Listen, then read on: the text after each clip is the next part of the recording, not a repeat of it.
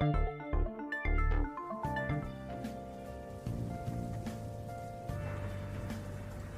morning, good morning!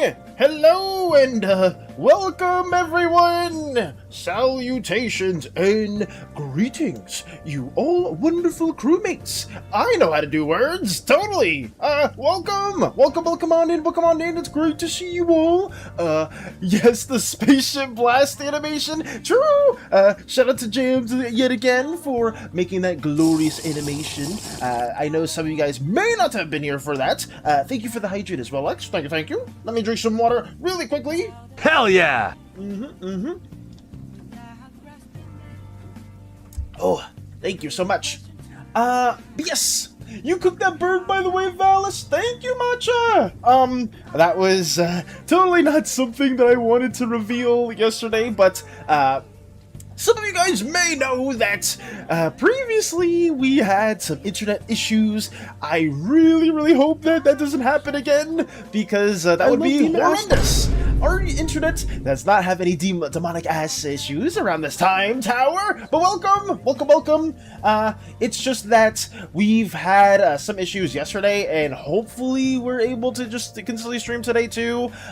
If it does DC multiple times, we'll probably just cut it as well, because I just don't want to spam people like yesterday. Some people are like, what the fuck? Why is there like 5 notifications in the Slimeversin stream? Does something special happen? Like, what's going on? But no, it's just because we kept DCing. And sometimes we power through it, because last year we would have like some internet issues, and it would at most happen like 2 to 3 times on a stream. So like we would just power through that and just keep going. But it did not want to cooperate at all. So we're gonna do our best to not just bombard you guys with notifications. And if it happens more than 2 to 3 times on today's stream, we'll probably just cut it early again. There's not too much I can do about that. So we'll see what happens. Hopefully we don't have that issue at all. I have terrible brain fog. Oh no. Hopefully you can get some clarity soon, Mike. I'm sorry to hear that. Give me some brain fog. Jesus. 30-day stream streak, let's go! Let's go! Shout out to you, Jams, and everybody for the stream streaks. Shout out to Theo for maintaining their 95 stream streak. Shout out to everyone that has been sharing them as well. Dragons with a 20. I know Fluffy, I saw like a 7-day stream streak, but I know damn well Fluffy had like a much larger streak than that, and I do apologize for some people that weren't able to maintain them over the course of us streaming again. I am going to try to stay consistent yet again. Hopefully we have no hiccups going into the rest of this year and to next year. Thank you, Vachika, as well for the 50 stream streak. And welcome on in, guys. Hello, Tony. Hello, Tower. Hello, Theo. Hello, everyone. Welcome. It doesn't help I'm trying to answer questions in the best of my ability right now. Hopefully you can take a bit more chill, Mike. I don't know what you're answering questions towards, but if it's Final Fantasy or something else like that too, maybe just taking a bit of time away from that and just having a bit more of like peace could hopefully re-jog your mind. I hope so. Me, I'm the issue. Oh god. It always happens when I have D&D. That sucks. Oh, so do you have a campaign going on? My new controller will arrive tomorrow. Let's go, Theo! Let's go! That's awesome to hear. SANI cut the power? I mean, that horrific cat may have had something to do with the power being cut out, unfortunately. But, we were thankful enough to get rid of them. Thankfully. Ooh. I swear to the gods, if yesterday happens again, I will bite someone twice. I will bite someone as well, Jibbaloo, because I do not want to deal with those issues at all. Holy fuck. It was so shitty. But that's just how it is over here. I don't know. I know some of you guys live in places where you have more consistent and better internet. It's just like around the summertime for me, it will rain a lot. It'll get really thunderstormy type of humid weather, and sometimes hurricanes will come here and there. But for the most part, we have most of our days being consistent internet. It's just there will be like some weeks here and there where we will just not have the consistent connection, and it fucking sucks. It's so bad, but it is what it is. We don't have any other real internet companies that can kind of like compete over in my area, so I just have one provider, and that's basically it. So it is what it is, but hopefully we can pray for better connection soon. At Boone and Macho got smited. No! I may have chewed the cables. Lux, we need those cables though. What the fuck? Just chewing them down. First SANI, now Lex. I think somebody else was hugging on the Wi-Fi too. I think Stranger said that yesterday. It was like, my bad, guys. I was in Valis's basement using all the Wi-Fi. It's like, why? Why are you even in my basement for the first place? And why the hell are you taking all my Wi-Fi? That makes no sense. But whatever, it's okay. I feel like my mom's rubbed off on me. When you swore, I was like, language. Then I realized you're a full-grown man and can say whatever you want. Absolutely true. I can swear as much as I want to as a full-grown slimy individual. Fuck! Shit! And I guess that's it. Somebody's probably playing us on a speaker and like, what are you listening to, son? What are you listening to over there? Nothing. Just my daily dose of Valis streaming and yapping about complete nonsense. Oh God. I'm so sorry I ate the internet waves. Guys, we don't need to be consuming the internet. Apparently, the cables, the waves, being in the basement, all that seems pretty appetizing for some of you guys, which really, really concerns me. I mean, some of you guys could probably eat some actual food, not really internet cables at all. I feel like that would be well advised. Good morning, everyone. How everyone handling today? Hey! Welcome on in, Amon. Welcome on in. It's our warm-up period currently. Trying to basically talk about internet gripes and sharing what we will be having in store for today. I hope you're doing well, Amon. I really hope so. It's okay, I'll make enough spatzel for everyone to eat. I feel like somebody told me about that before. Tony, what is spatzel or spatzel? Maybe I'm saying that incorrectly both ways. Oh no. Full grown, more like old. I am a very, very wise and old slime that has foreseen the Usaic War and other events. Totally. Don't throw me a math question though, because I will not answer that in the quickest sense. It'll probably take this processor up in my brain a good bit to get a math question answered. Rain and summer? Am I tweaking or am I misunderstanding? Yeah, I guess QWERTY, I mean, rain probably is very different depending on season to season, but it rains over here during the summer. It gets really, really bad. Like, it'll thunderstorm like 24/7 on some occasions, but, right now, actually, like these last few days, it's been really, really sunny. So I'm just like, why the hell is the internet being really consistent? Somebody in my family said that there's construction over here, but sure, I don't hear any machines or nothing. But like, sure, I guess construction's just appearing out of nowhere to make the internet lines not work anymore. But whatever, that's a gripe for another time. How are you? Oh, I would say, hopefully everyone's doing well. Austrian mac and cheese. Oh, that's what spatzel is. Okay, Austrian mac and cheese. I'm down for that then, if that's what it is. I will be lurking and work with some D&D stuff. Gonna play Mirabelle Idiot today. Good luck with that, Fluffy. Hopefully you have a lot of fun playing Mirabelle, and I am wishing you the best of luck. Hopefully no more mind flayers and goblins put your character in a horrific situation, because I still remember that till the end of this day. Yesterday it was an awful thunderstorm. Maybe where you were, Lux, but was it? Damn, do I even remember if it was storming? Yeah, I remember I was walking outside yesterday, and I guess maybe it thunderstormed later in the day, but like specifically when I was streaming, Lux, it was not raining at all, which really pissed me off because I'm just like, oh yeah, totally the construction's fault. I hear no construction at all. Oh, it's probably storming. It's hot as hell and it's really sunny over here, but I don't know, maybe it's a bit inconsistent. Thank you for the lurk, Lotus, and welcome. Hopefully you're doing well too. Welcome on in, welcome on in. There are two types of UK summer, fire and death or wet. Take your pick. I mean, I would prefer wet instead of like fire and death, at least personally, because I'm used to like hot and humid weather, and hot and humid weather is not my personal favorite feeling. I don't think any person with the South would prefer hot and humid weather over something that's a bit more wet and cold, or just wet and actually, maybe not. Maybe somebody out there does like hot and humid weather. Not me, though. Not me at all. Good to know, Valis. I was just helping Grandma prepare food for later. She has been feeling a bit bad health yesterday and today, so I am helping her. I got you, Amon. Amon, hopefully that goes well, and I'm wishing you the quickest recovery for your grandma as well. Hopefully things go a lot better for you guys over there. But thank you for letting me know. Thank you, thank you. Doing good as far as I can. Working on rice with garlic for today's food. Nice! Got you. I'm like for a while, I stayed up playing Helldivers with Wide. Nice! And I cooked more lore. I'm still glad I aced Shrink for Mike. Let's go! That's really good to hear, Doge. If you gotta lock in or you gotta just lurk and chill, that's fine. You know, we got some things we will be yapping about ensuring as well, guys. I hope that some of these things are to your liking. Also, hello, Crumbs! Bienvenidos, Crumbs! I hope you're doing really well today. Welcome, welcome. Just woke up. It's been so long. No! Have you, do you work today, Crumbs? Or are you gonna have more of a chill day? No Mind Flayer for now, but might meet them at a later point. Got you, Fluffy. I hope that encounter, when it happens again, it's not chaotic. I really hope so. Bab, I go eat dinner and play Terraria with friends now. I love you, Lurkies. Take care, Crystal. Take care. And have fun playing Terraria as well. Yeah, guys.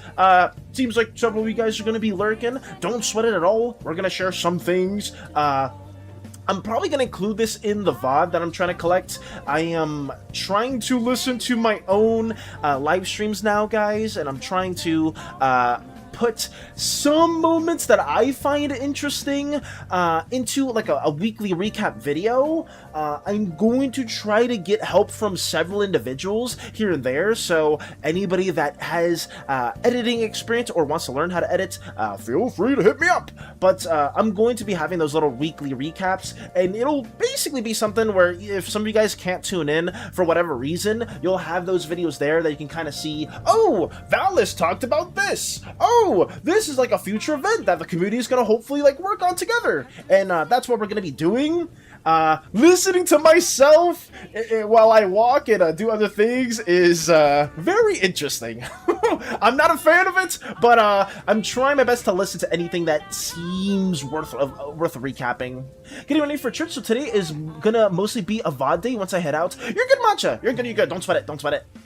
Thankfully, no work had me working since Tuesday. Jesus crumbs. But hopefully you can relax now. Do you have any plans for today in terms of like maybe working on more of your OC stuff or just playing a game or chilling with friends? I hope today you can take it very relax.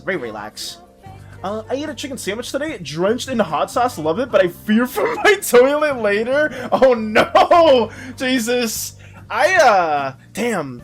I haven't had like a spicy sandwich in a minute, but I am praying for your bowel movements, Blue. Honestly, I guess the pink goddess would be one of the deities you would pray towards while you're sitting there on the toilets being like, oh, divine Uzdrovichelka, please let my bowels feel... What the fuck am I saying? Stop this, Val. What? Okay. Anyways, business idea. Valis plushie. That could be a good idea. Yeah, we could make a plushie of the sorts. That could be something that we could hopefully push out in the future. I am gonna make merch. But will it be plushie stuff? I don't know, because I know there's some websites where the company will make them if there's enough demand for it. Maybe that'll be something down the line. That'd be pretty cool. Even got to buy myself a new sketchbook. Nice! Plan on chilling with friends. Let's go. Bless you, Valis. Thank you, Lex. Thank you. I was not prepared to hear. I am praying for your bowel movements. Listen, we can talk about anything else. I realize that that's probably not the best thing to be mentioning on our, our early stream. Some of you, it's pretty late as well. I want to learn how to edit, even have a hijacked version of Vegas Pro 13, but unfortunately my computer can't handle the workload. It lacks when I draw, when that's the only program I have open. Jesus, Matcha. Goddamn. I hope that you're able to kind of have like a better computer in the future, or maybe find ways to be able to edit and draw. But I'm very sorry to hear that too. Even with like my PC is kind of like decent. It struggles to render videos, and it struggles to like well, not draw, but like it struggles to render videos for the most part. I really hope you find a remedy for that. Oh gods, please stop making it burn me later! Food recalls. Hey Lycan! Hello! Bienvenidos, welcome on in. Guten Tag! I need to learn new greetings. If any of you guys have other like hellos or greetings in your own native tongue, please let me know. Because I feel like that'd be pretty fun to learn. But welcome on in. Are you all talking about the food recalls, or am I crazy? We're just talking about Ghiblu's bowel movements for some godforsaken reason. I don't know why we're talking about that for too long, but yeah, we're mentioning that. So pay no attention to the previous things we've been talking about. Just we'll move on to some great discussions later on. I promise you that much. I promise you. That plushie about to get punched, sinned for, chucked, hugged, and slocked.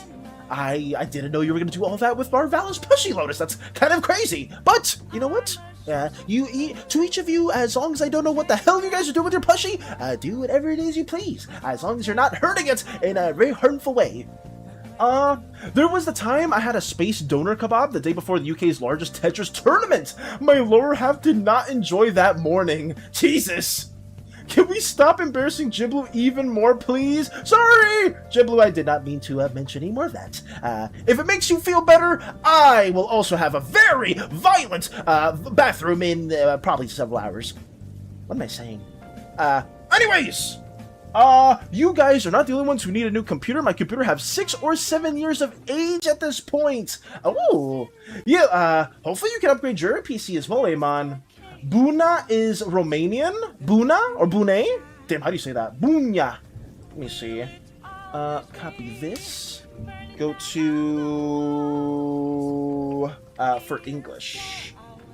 Let me see how I pronounce that. Romanian. Why am I saying Romanian? Romanian. Right here. Buna. Buna. Oh, I hope I said that correctly. Buna.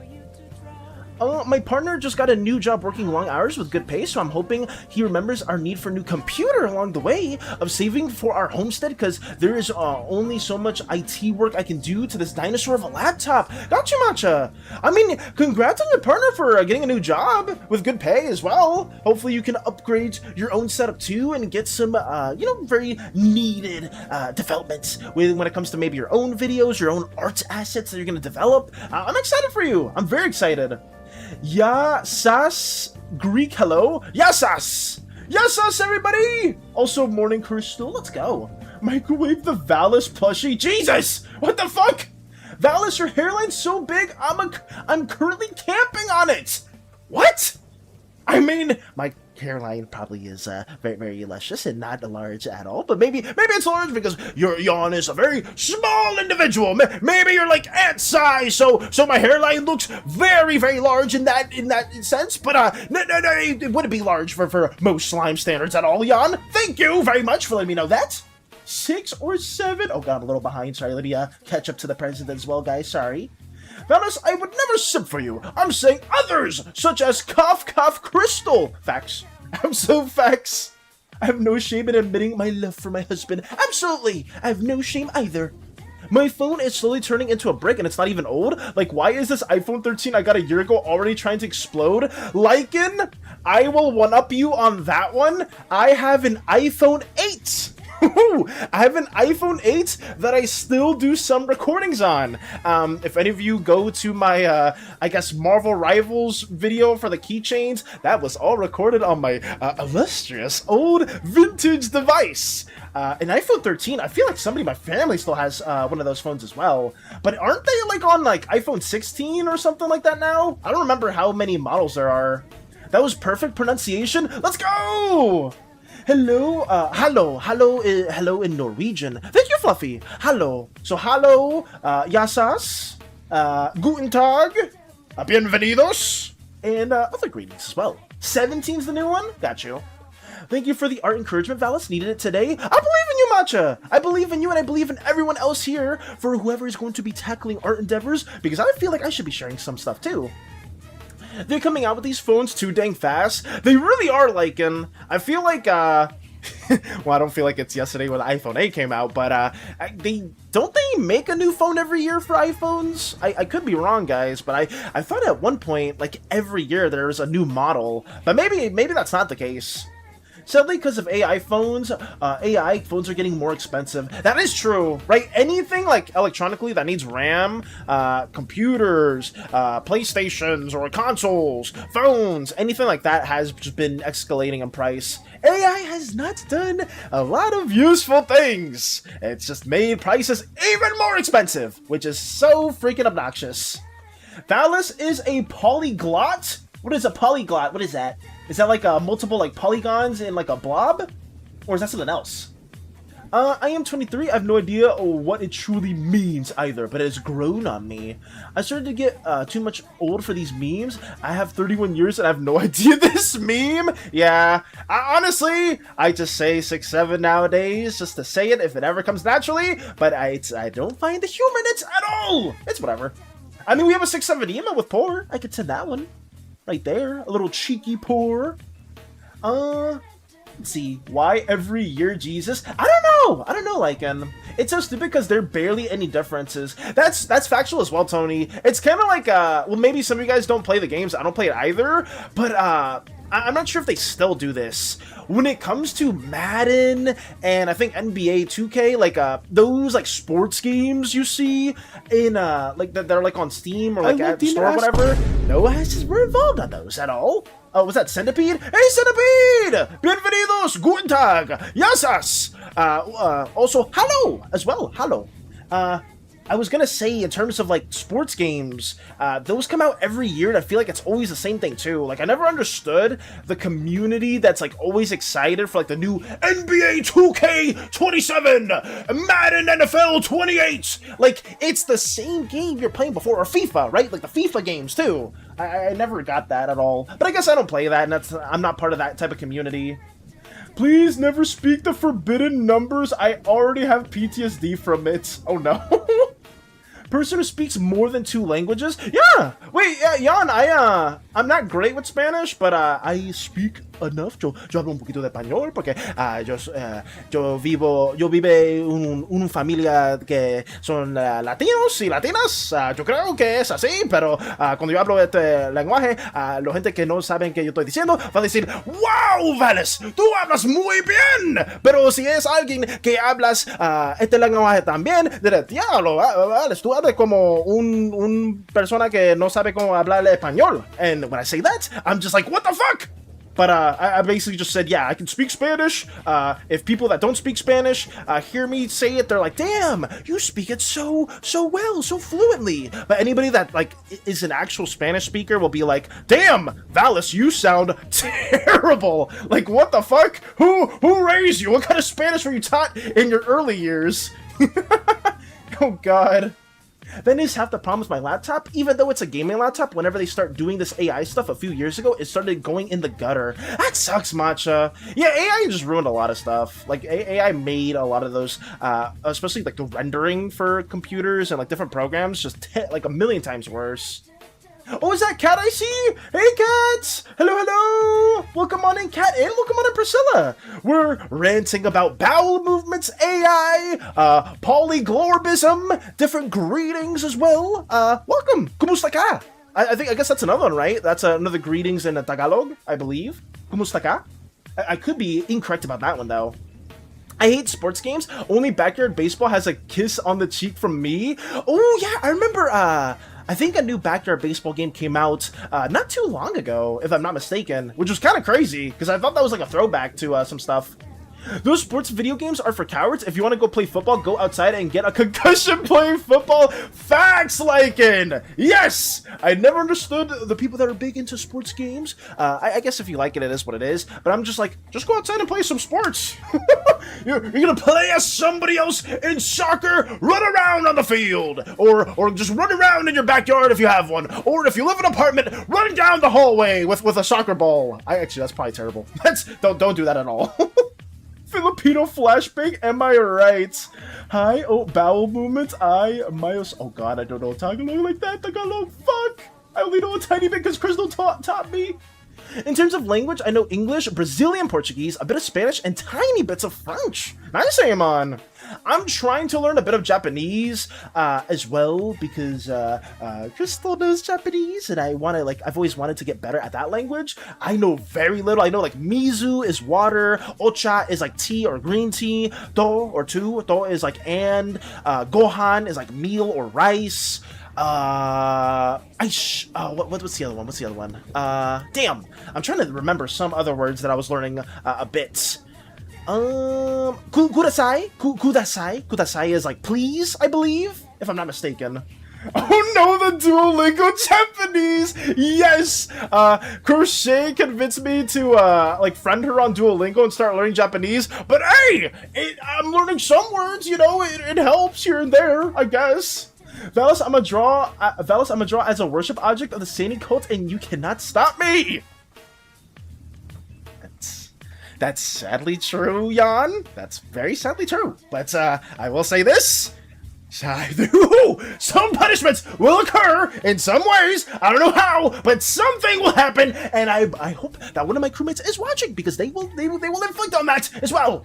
Dang, Valis becoming multilingual. We're trying, Cat. We really are. I'm not the best with it, but I am trying to implement some of those aspects into our day-by-day antics. And at the very least, I can, like, my goal is to hold a conversation with Crystal in Japanese, because I know Crystal has like conversational levels of Japanese.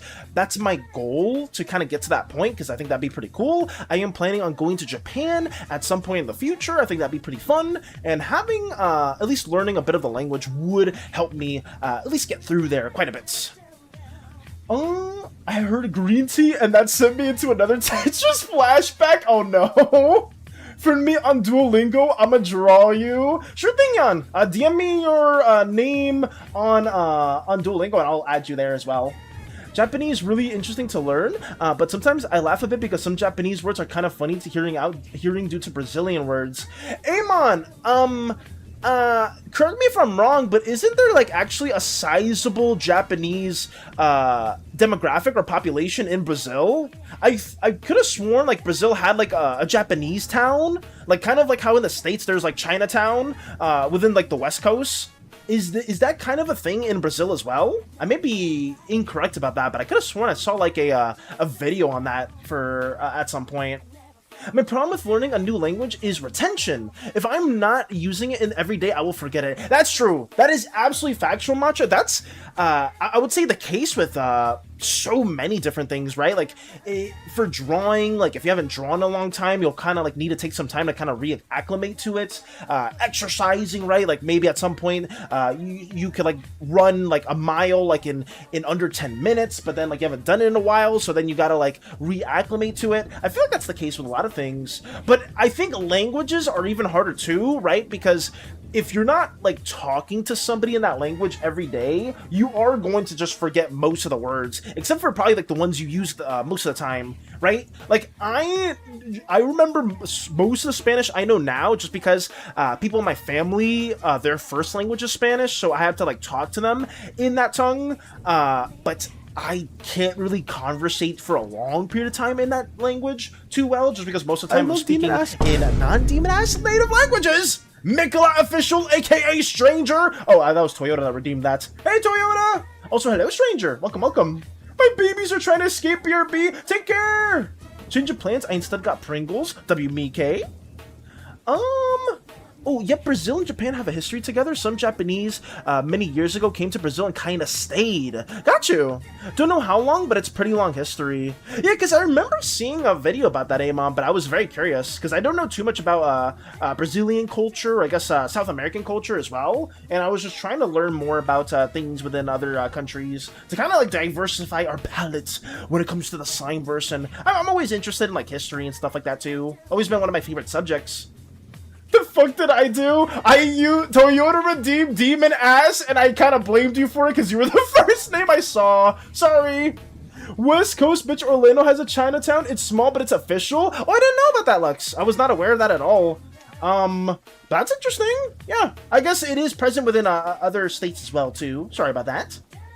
Val, my old friend, no scuff today. Jinx it. Don't jinx it at all, Jazz. Welcome on in, and hello. Oh, it's always good to see you. Ooh, my mom went to Germany for the first time since like 2008 and can still speak it fluently. That's great. This is massive. Oh. I mean, it is a massive endeavor, learning some languages I love too. demon ass. No, demon asses are massive! I, for example, have Italian ancestors from my grandma and Portuguese ancestors from my grandfather. That's cool! Yeah, I'm very curious if any of you guys have ever taken an ancestry tree thing, like a DNA test.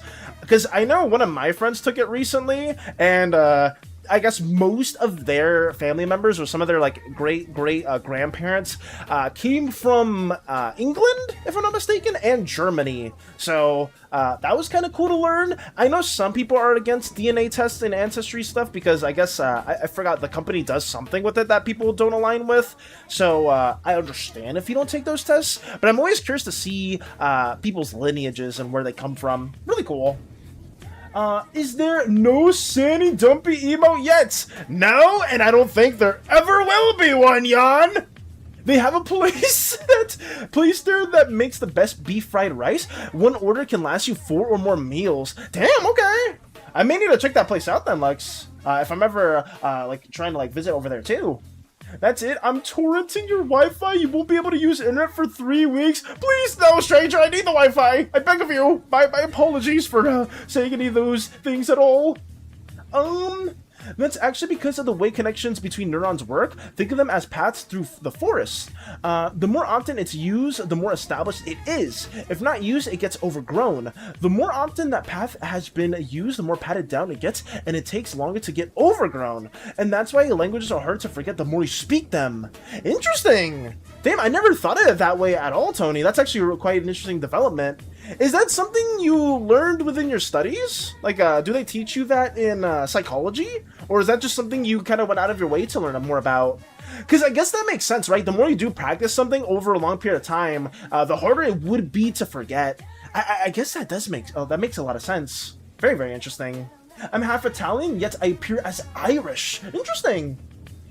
All hail SANI, never all my family are local. Got you. Plus my cousins are African princesses. Damn, okay. Nice shocked flex. Jazz is related to royalty. Very, very nice. Okay, that's cool. My aunt did some research on her own. Oh, save your foul. Thank you, Jazz. My aunt did some research on her own and found out my great something grandfather was German and invented something. Don't know what though. Interesting. Ancestry takes your DNA lineages and what health problems you're susceptible to and sells that information to health insurance companies. Oh, I guess that's what it was, yeah. Because I'm not sure if you said it before, Lex, but I remember we were talking about DNA tests or ancestry stuff before, and some people were really against it, and I didn't know that's the reason. Yeah, companies selling data, like selling their data to other companies is always, like, just really shady and just really scummy. And you have, like, no consent over that at all. It's so stupid. Or maybe it's like, oh, but you did have consent to it. You just signed in a fine line about this small thing here and being like, oh, actually, yes, you are more than welcome to sell my data to other companies as well. No worries at all. What did I mentally tune back to? Nothing crazy, BK. Just learning about ancestry and neural pathways and Jazz being related to royalty. I'm curious about lineages, but at the end of the day, it doesn't change that much. I at least can make fun of Portuguese language. Fair enough, fair enough. You did learn it from psychology, Tony? Learned in uni. That's cool. Tony over here learning some really cool things. Meanwhile, over here on my, when I was, like, learning, writing and English, I had a freaking fan fiction studies.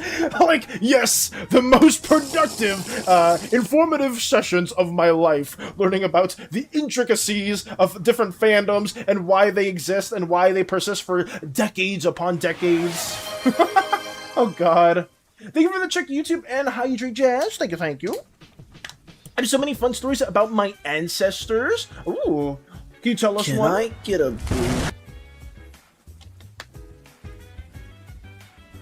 Oh, thank you as well. Does Valis have an AO3? AO3? What's AO3? OMG, AO3, my beloved? Wait, what's AO3? Wait, Cat knows about it too? Why is Stranger skull emojiing it? What's AO3? Like, attack on threes? Attack over 3s? Aggressive on 3s? I don't know what it could be. Praise the Great Valis, Ultimate Yapper, Primordial Ram. Okay, get me out of here. Get me out of here! I think what Tony said also connects to people with Alzheimer's or dementia. Oh.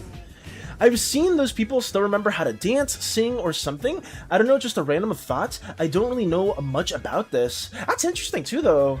I didn't learn too much about that either, but I feel like psychology in like learning more about how like your brain works has always been a really interesting like study, or like an interesting field of study. I know one of my friends also wanted to like become a therapist, and they were taking psychology classes at uni, and there was a lot of things I was really fascinated by.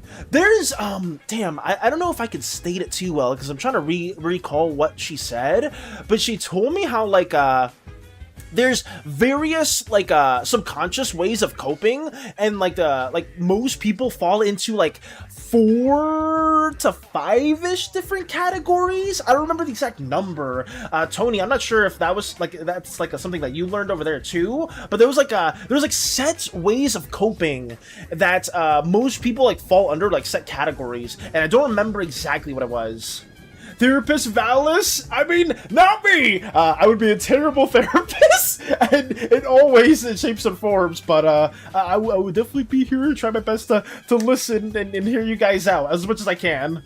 AO3 is a fanfic archive where anyone can publish. Oh! Archive of our own. Did not know that. You don't know? No! They didn't teach me anything about AO3. They made me write a fanfic for my final, and they just made me read some articles online, but I did not know about AO3 and some other like terms that some of you guys may be well aware of within the fanfic community. You don't know AO3? You're half German, Lotus? I think according to my dad's side of my family, and I have no idea what I am from my mother's side. Got you. Question, what would a to them of the red god be and or look like? What would a to them of the red god be? Not sure if I know what type of question you're asking, Jazz. I'm sorry. It's a fanfic site? Got you. Valis, no. Oh god. AO3 is non-profit, right? Someone fact check me on this, but people donate to the site if needed, I think. Interesting. I went through them with you on stream once too. Oh, no, you're right, Tony. Yes, you did talk to me about that too. I feel like it was very different because what my friend Tommy told me was very different too. So maybe it's the same concept, but I didn't remember most of the information. Yeah, you did tell me that now that I remember, yeah. I have an ancestor that came over on the Mayflower. Squanto and Somerset stayed at his house. When they came to visit the settlers. And that's not even the wildest part. Oh yeah, Lux, I remember there was a special project that you told me about that you did back in school that you like went on like you went like through all extents to make it like really lavish. And I'm trying to recall it too. A totem and idol of worship, you know about stuff that they would pray to me as a way to gain closer flavor to their god, like the temples of Zeus or the cross. Oh, like idols, totems, like things that the red god would have in order for people to get closer to her. There are red god shrines. Do we have visual designs for them, Jazz? Not at this very moment, not yet. We can try to design them. I feel like that would be more prevalent in Portia, like the slime continent of Uzeus, than within the ooze territories. But who knows? Maybe some oozes actually do worship the red god because the red god has more, I guess, ooze-like appearances and tendencies. Maybe? I'm not too sure. That's a good one. Beowulf! Yes! I do remember loosely the Beowulf story that you talked about. Yes! Will we get taught the Eurocentric stuff? Your friend probably mostly American Center stuff. That's fair. I was just curious about the overlap as well. All the more reason why I love it. That's good. I feel a lot better now. I snacked on something. WMK! Let's go. Okay. Skull for the skull throne, blood for the blood god. Jesus! Oh god. But, it seems like we have some very interesting conversation points, guys. I'm very thankful that there's some different things to talk about. A bit of a warm-up, you know, it's been about 43-ish minutes. I hope that transitioning over to what I also wanted to share with you guys today doesn't result in us losing internet connection at all. But I guess we are a bit warmed up. It is time for us to move over to some Slimeversified sharings that we can go through. Let me go over here as well, get that going, and change my form just a little bit. Boop. There we go. But for the Blood God, my bad, I remember Technoblade. Oh! Remember that reference as well. Yeah, because I believe it originated from Warhammer, if I'm not mistaken.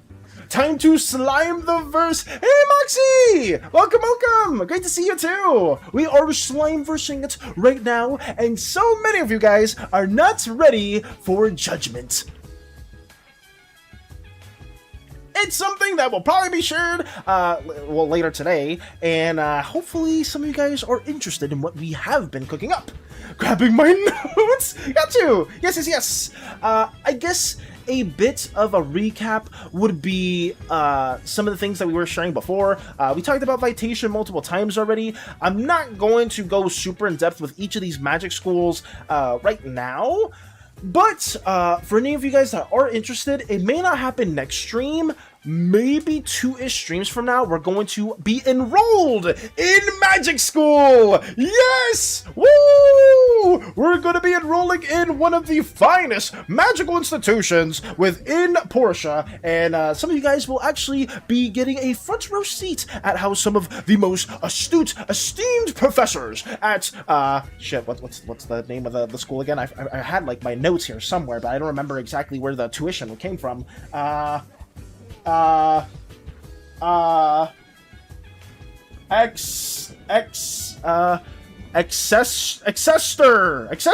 yeah! Exester Academy, the school of the mages, and you guys will be getting a little POV of that as well. You forgot? No, I would never forget anything as important as knowing about the school at all. Totally not.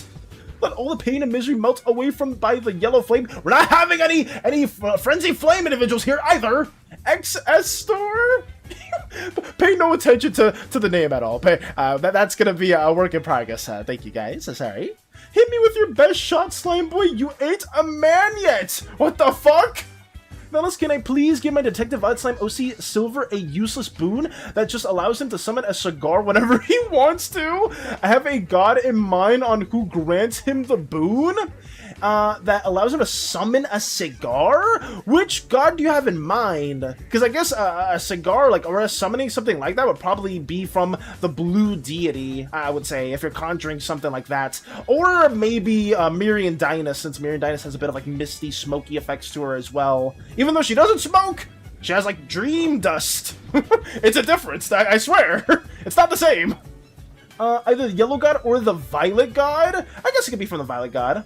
That's my XXStor. I cast Unending Fireball. Sloppius the Grand Mage. What are we saying? What are these nicknames? Another ancestor of mine has a story that changes depending on who you ask, which is BS when you realize how many tourists visit his castle every year to kiss a rock. Interesting. Let me stretch as well. Obsessed Academy. I don't think Obsessed is the name of it either, but we'll figure it out in due time. Ooh, let me stretch. Thank you, stranger. Ooh. There we go. If you summon the Frenzy Flame, it will target SANI first because it targets Source of Misery and Mac. I mean, that'd be nice then, if that's the case, but I am not going to be trading one sin for another, stranger. We will very much just let the Frenzy Flame be its own thing. Would the Red Slime God take blood sacrifices? Probably depending on how violent acquiring those sacrifices were, Jazz, because the Red God loves activity, proactivity, athleticism, great feats of strength. If you're just fighting, if you're like doing blood sacrifices and you're like killing innocents and stuff like that, the Red Deity is not going to be happy at all. So it depends on how you acquire certain offerings to her. I stopped the puns for today. You're good, Amon. 24 red slime cores. I don't know how. I mean, maybe they would be interested in the slime cores. Maybe. Oh, exactly, Vel. You get it. Let's go. I just noticed that Game Redeem and Doodle Redeem are the same except for that one extra point on Doodle Redeem. Yes, there is one extra point on the Doodle Redeem. That is factual. I understood great feats of strength, so I thought they were on Feat Finder? Great feats of... Okay, that's not exactly what I was saying. Not great feats like a foot. I was saying great feats like accomplishments, Jester! I was saying it like accomplishments, not great feats like you have a large foot and the red god is enticed by that! No! That's not what I'm saying! Me waiting to reach 300k at 1 point? Jesus. Core for the core throne, core for the red god. Oh god. There's no way re-adapting that. Jesus. But yes, I guess I should probably, focus up and, share what I was going to say. Sorry, guys. But, anywho, right here, we talked about Vitation, we talked about, Zano, we talked about Evoca, right? Our most recent magic school that we were sharing, and how this is basically bringing one's creations to life, right? Really, really strong in the hands of a very creative, artistic mind. Different drawing mediums are enchanted and blessed by their god, the Azure Painter, aka Graphos. We did make a name for them, which is some loose translation of painter in Greek. We did just take some words out and rearrange them as well. So yes, we have a Graphos design. Thank you for the woofs. Wait, who are we down bad for? Graphos, I think. He's a devout follower of the red god. I need to know because I'm gonna draw a red slime this Sunday.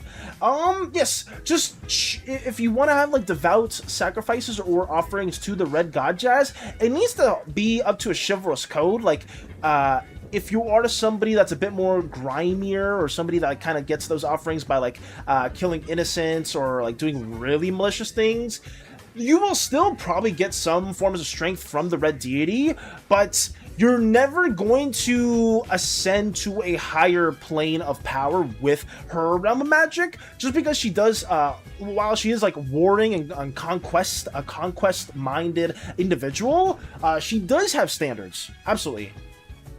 Graphos, yes! That's a really awesome name, I like it. Thank you, Amon! With an F and like a little dash above the A. I don't know what you call that. Yes.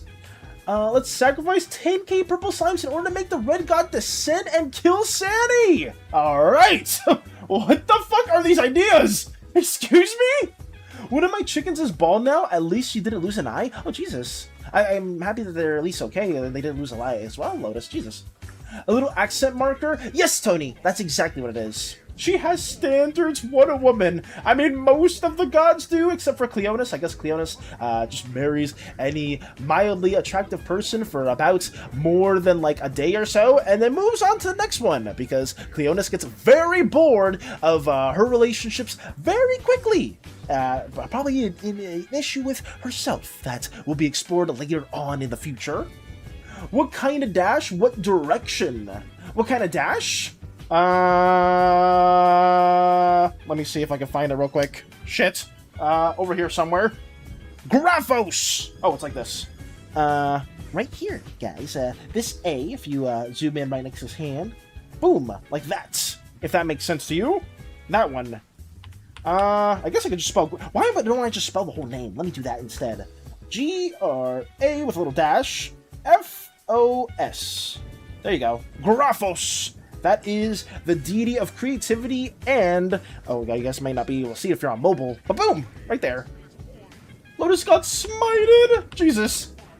Also, fellas, I would like to seduce the blue slime deity! The blue slime deity is not on the table! Thank you very much, Lotus, and anybody else that is trying to romance them or any of the other deities. I mean, Cleonus, there's a good chance you can make us see that Cleonus would get with, but for only a day or two, sadly. But, that could happen.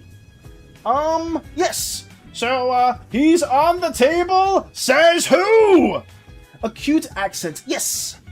What if he hurt beasts and only fights slimes or oozes who seem to have strong will, like Setan Ooze's father? If it's more of a combative display of dominance, that could happen, Jazz. Yeah, you can make that a thing if that's what you want to occur, for sure. Hi, Val. Bienvenidos. Bienvenidos, Midori. Welcome on in. Welcome on in. Good to see you. Good to see you. We're answering some questions, sharing some things about the Slimeverse, and yeah, just yapping on as always. I hope you're doing well. I really hope so. Says me, when you introduce a hot bird furry, I will now do the mating dance to seduce him. The smiting says it itself. Can I romance the I have plans? You guys cannot! Okay, guys, I will say this very nicely, and if anybody else also keeps trying to ask this, no one here will ever be able to seduce any of the Pantheon members! You cannot seduce any of them, okay? Every single time anybody tries to answer that, or they try to do that, it will not happen at all. Thank you, and I will not entertain those questions anymore! That'll all be it. Slime Milo is no longer a one-sided secondary character whose only purpose is to be Slime Luck's bodyguard and Slime Bowl's occasional babysitter. Nice! Slime Milo, in his free time, is working on finding a way to make avid-resistant clothing for volatile purple slimes. Nice! That means we're even fleshing out Milo even more, which is really cool, Lux, because that's something that I want to see developed further, with not just your characters, but everyone's characters as well. What if I am a god? Actually, I have no idea. If you're voicing a god, if anybody here is the voice of one of the deities, let that be known. I will have certain creative directions for you guys. And if you guys try to voice, being like, oh yes, but I'm one of the deities, can I just voice a little romantic interaction with another character? You can do that. It's just not going to be canon. I will say that right now. It will not be canon. Thank you very much. But if you are a god in some hypothetical setting, I guess you do have control over who you do get with and who you don't get with. That is factual. I was in a, oh no. Oh god. Acid resistant. Got you. Valis, can you answer my question? What the red slime god won't help someone called Azor the Betrayer, killer of baby and elderly champion of coward. What the red god won't help someone called Azor the Betrayer? It's more of your actions, stranger. I guess maybe your name would alter their perception of you in some way, but it's more of the actions that the red deity would see. Yes. Valis, I'm thinking of giving Silver stubble since he is supposed to feel like a washed-up detective despite having a lovely family life. Got you. Hopefully that's a lot of fun. Where are we getting bonked? Some of you guys are a little too down bad for some of the Pantheon members, so bonking may have had to occur, fortunately. But yes, Evoca has been shared, so that has occurred. We've shared some of the other magic schools as well. One thing that I did want to have highlighted for each and every one of you guys that I unfortunately wasn't able to do yesterday was our display of Graphos right here. Some of you guys probably already saw this on the server, but hey! Graphos has now been officially showcased on the stream! Woo! We did it! The bird deity! The creator, the ancestor to the blue slimes! The god of creativity and the arts has made their presence known! And I will say this so far, guys, I think they're probably my favorite deity I've drawn yet. I liked drawing Dolios and Lemites. I just feel like with Dolios, I need a stronger direction for them. And down, boy! Down, boy! Who was that this time? Jan? Down! Get! your was it lustful lips and body will not get towards any of the Pantheon members. Yes. A blue bird. Hey, King! He is blue. Yes, he is blue. He is a blue bird. Just because blue slimes have avian-like tendencies and traits that they can have. You don't need to have them for your blue slime at all, but it does derive from this blue deity right here. He is a work of art. Yay! Thank you, Matcha. Thank you. I tried my best to make them look very lavish in their design. I'm not sure if I did the best job with it, but you know, we made like him have various colors, since that is a trait that blue slimes in their core can have, different swatches, so different little hues that you may see here and there that can work. My work of art, I seduce him! The blue slime god is making me feel things. Oh god, no. Jesus, we don't have enough bonks to get rid of this seduction! Graphos is Graphos is officially really hot. Oh god.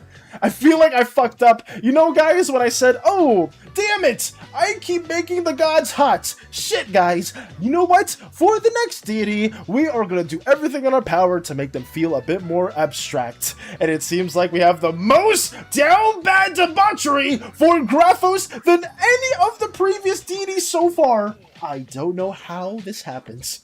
I don't know. But that's a story for another day, I guess. I guess so.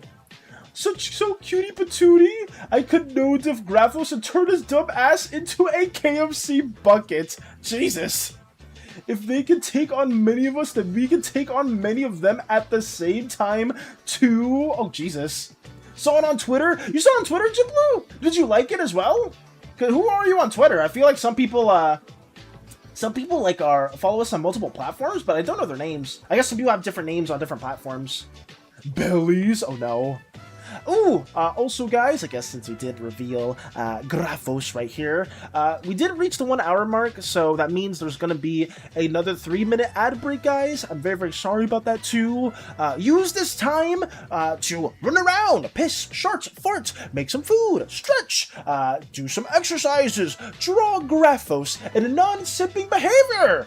Whatever it is you gotta do in these the next 3 minutes. I hope you guys can take care of yourselves. But I will see you guys back after the ad break, and I will have another big reveal for you guys to see, and I hope you guys are very excited, because we've been cooking up. We've been cooking up some things, and I wanted to thank some of you guys for helping us develop more of these different terms and characters. But yes, guys, in 8 seconds, there's going to be another ad break. I'm super, super sorry for people that have to deal with that. This is just the best way to deal with the streaming. Sorry! Oh, I think it should happen now.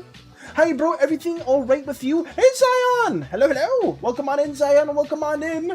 Disable of behavior. Draws Graphy Waffy in a simping behavior. We can't be having any of that. SANI boss fight confirmed. Hey, Moya! Welcome on in. Welcome on in. Great to see you, too. I was not anticipating the Elden SANI art that you worked on in the past. I am very taken aback and extremely impressed at how quickly you create so many masterpieces. For some of you guys that don't know, Muya does a lot of art, and holy fuck, some of the things that they shared in the server are incredible. Like, it's insanely high quality. I'm not mentioning any of the SANI things that Muya has developed, because that stuff is absolutely cursed, but the quality of the art is insane. Absolutely insane. Sneak increased to 100. Oh god. You freaking bitch. What? What? Why is Graphos Valis colored? Valis, are you Graphos? How? How am I? What do you mean I share the same colors as Graphos? Graphos has various hues. You know, there's a bit of pink there, there's a bit of green, purple, blue, yellows. There's multiple colors that you can see that are on top of Graphos. And considering I am a blue slime, I would share colors, or a lot of blue slimes would share colors to their ancestors. You know, that is something that would happen. I'm in ads. No, fuck. I'm sorry. Thank you for being respectful to the Mother Violet. I feel like I'm just watching chaos beyond my control. No way, you did a Sonic reference right there, Dragons. There's no shot. No way! Back from ads. Welcome back, Midori. Guten Tag, Valis. Oh, bienvenidos to you, Graph. Welcome on in, welcome on in. Very happy to see you, too. I really hope you're doing well, Graph. We're sharing Graphos. Actually, that's kind of funny, now that I mention it. Wait, Graph! Graph von Mine, Graphos. Both of them have Graph in their name. Wait a second. Nice tongue! Nice tongue! I can't believe it. There's some correlations that are happening. Oh, never mind. Maybe I'm looking too deep into it. Graph. I'm gonna say this right now. We named the blue deity Graphos because of I believe painter in Greek had graph in the name, and I just want to take that part of it. But hey, a funny little coincidence. Who knows? Jester got smited. Graph, please voice the blue deity. I mean, if Graph wants to put their hand in the mix, I wouldn't be against it. Bro, it's not game theory. Oh, little did you guys know that the actual connections that some of you guys may be having with some of the community members and the deities are interconnected. Who would have thought? Oh, God. Also, welcome back, people, from the ad break. It is time. It is very, very much time to now recap what we've been sharing. We did showcase this on stream. We showcased in the server. But now we have two other things. One small thing and the other thing being very, very... So I'm very excited to have some of those things highlighted to you all. Back over here to some magical things that we've been showcasing. I did tell you guys that we were going to be having up to 3 magic schools that were going to be detailed for each and every one of the videos. I was going to originally split it in half, but I felt like it would be a bit better to do it in chunks of 3, because this way I can actually have semi-weekly content that you guys would look forward to on our YouTube channel and other platforms. So, now that we did these 3 deities, there is a bit of an odd number because there were roughly 10 gods that I wanted to share with each and every one of you. So we did develop a bit more of another magic school. This school of magic is not one that is advised for people or pack wielders to tamper with within the Pyron system. One thing to mention when it comes to Pyron is it is the interconnected network of magic that is tied to the Pantheon and cosmic forces. And when I mean cosmic forces, you could say SANI, for example, is a cosmic force that the SANI cult gets their power from, but those connections have to be tied to the Pyron system's network. That being said, there's other deities within that line that some people have done a bit of research on, and one of those ties relates to what some people have referred to as Judgement. Judgement, these are the recordings of what we know so far about Judgement.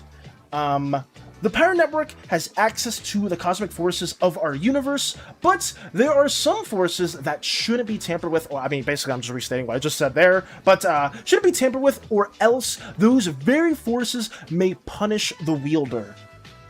So, in most of the planets, most of the species, they can interact with different Pantheon members' magical systems, because that's what's widely used with little to, not little to no downsides, but for most of the consequences that pack wielders deal with when it comes to Pantheon magic, they can kind of suffice perfectly fine. Like, they won't really have long-term issues unless they get to higher tiers of magic. But when it comes to some of the other schools of magic, Judgement, for example, at least what we call it so far, this deals with ripping your very soul into a dimension that some of you guys are familiar with. Right here, this very dark hand and metallic bracer is one that you may or may not be familiar with. As you go deeper down here, what we call Judgement stems from the Core Way, a force of power akin to the wild gods who have perished. So yes, Judgement is something that tampers with the afterlife. This is our take on what is pseudo-necromancy and using that power for different purposes. One thing that you kind of notice here with these two individuals is their very body is being sent towards a specific direction. And that's because when it comes to using Judgement, when you are channeling this power, your very essence, your very soul, is being sifted towards the Core Way and towards Nephrites. Yes! So, whenever you see, like, this is a very rare case of power. Not everybody is using Judgment on every single day. It's very much a taboo system, but whenever you do use it, your very soul is tethered to the core way and it's going towards Nephrodite, so use it wisely! Because Judgment is capable of great acts, but it is a very fleeting power that no mortal can really use for an extended period of time. Right here.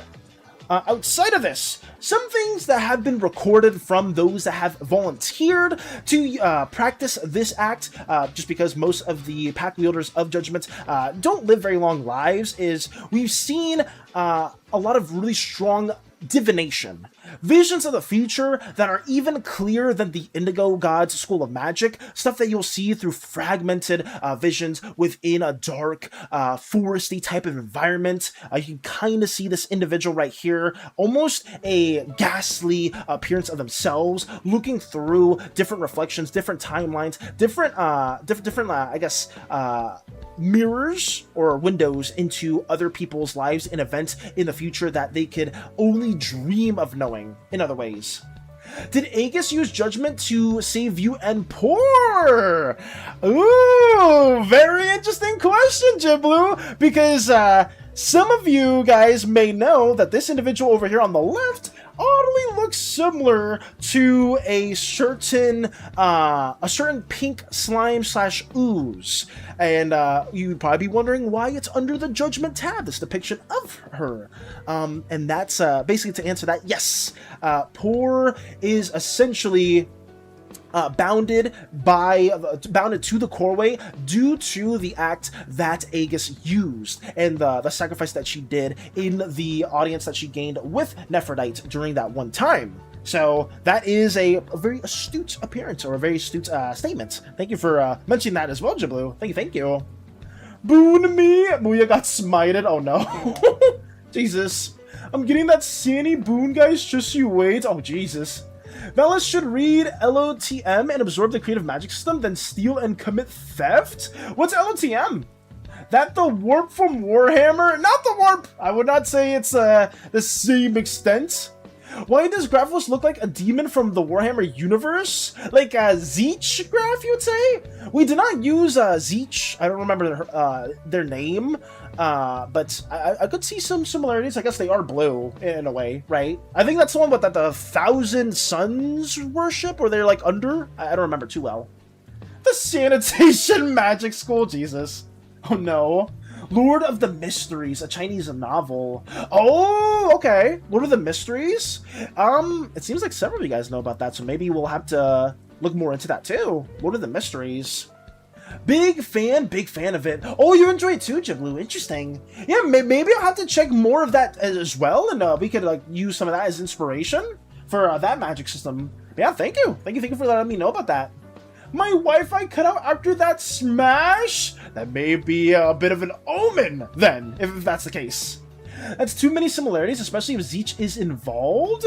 I promise you this much, Graph. I did not use Zeech as all as an inspiration. I know about them, but now that you do mention them, I guess I can see some similarities, but I use more Peacock-esque references, and I use a Sphinx-like design as well for our blue deity. I did not use any Warhammer inspirations at all for that, unfortunately. I kind of wish I did, but I did not, sadly.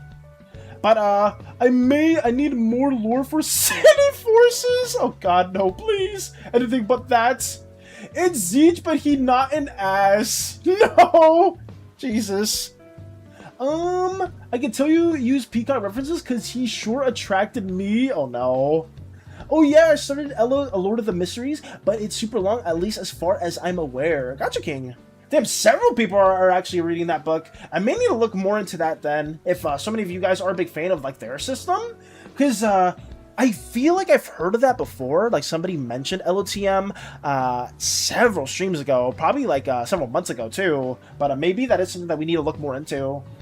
But yeah, outside of like very strong visions that you can look into when it comes to Judgment, you also can have singeing bolts of fire capable of rending a wielder's soul. So something that is really dangerous to wield can be really dangerous to use against.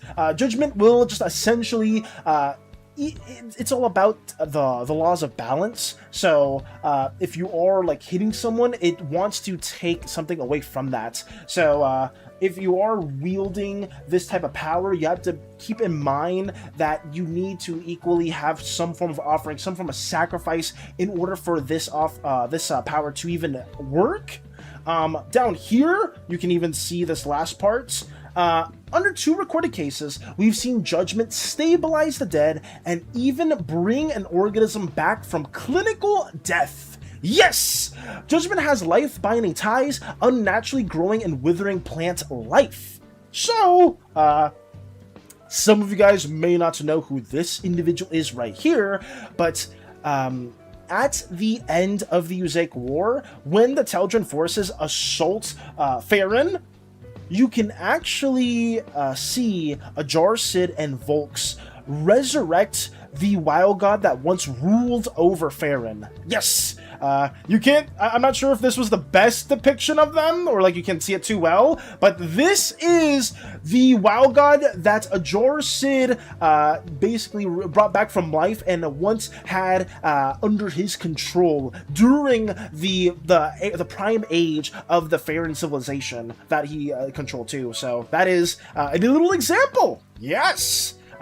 You can kind of see him just drooping down and being there almost as an anomaly, being taken away from his duties as one of the overseers of the layers of the Coreway, and he's not very happy. He's not very happy at all. So that is a little reveal. And you can even see Nephrodite over here on the right not being too happy of what has occurred as well, since the laws of balance have been disrupted as well. Hey everybody, how are y'all beautiful people doing? Hope all is well and wishing you a blessed day night. Hey Destroyer, welcome on in. We're sharing some lore right now at this very moment, talking about wild gods, the laws of life and death, manipulating it, and kind of the consequences that can come from it. But how you doing? It's so good to see you again. Necromancer gang, a big kitty, yes, very big cats. Petition to make SANI the Tiamat from ancient Mesopotamian legends. Oh god. I will say, SANI is a horrific entity that some people may be very surprised at what their true appearance looks like, where very few people have seen. All this looks so cool. Thank you, Doge. Thank you. Can you pet? I would advise against it. I would advise against petting against this certain deity that has now transcended to becoming one of the Coreway's tenders. But you can try. You can very much try. Are you aware that peacocks are a sign for the goddess Hera, who is Grapho's spouse? Oh, are you aware that peacocks are a sign for the goddess Hera, who is Grapho's spouse? You know what, Tony? This is totally not me coming up with this right here on the spots. The orange deity.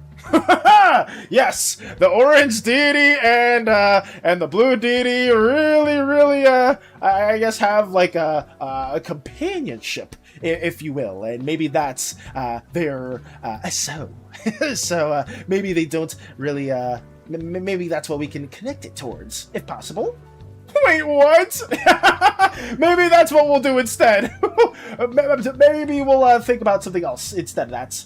This is awesome to hear. I'm loving hearing some Slimeversin lore. Let's go! I get a Thank you for being excited as well, Destroyer. And what you been up to? Have you been coming up with more world building as well? I tried to fight SANI once and I woke up in a garbage bin with my wallet and memories missing. Oh, Jesus! Yeah, SANI will have some crude things associated with that if you do get a little bit too antsy.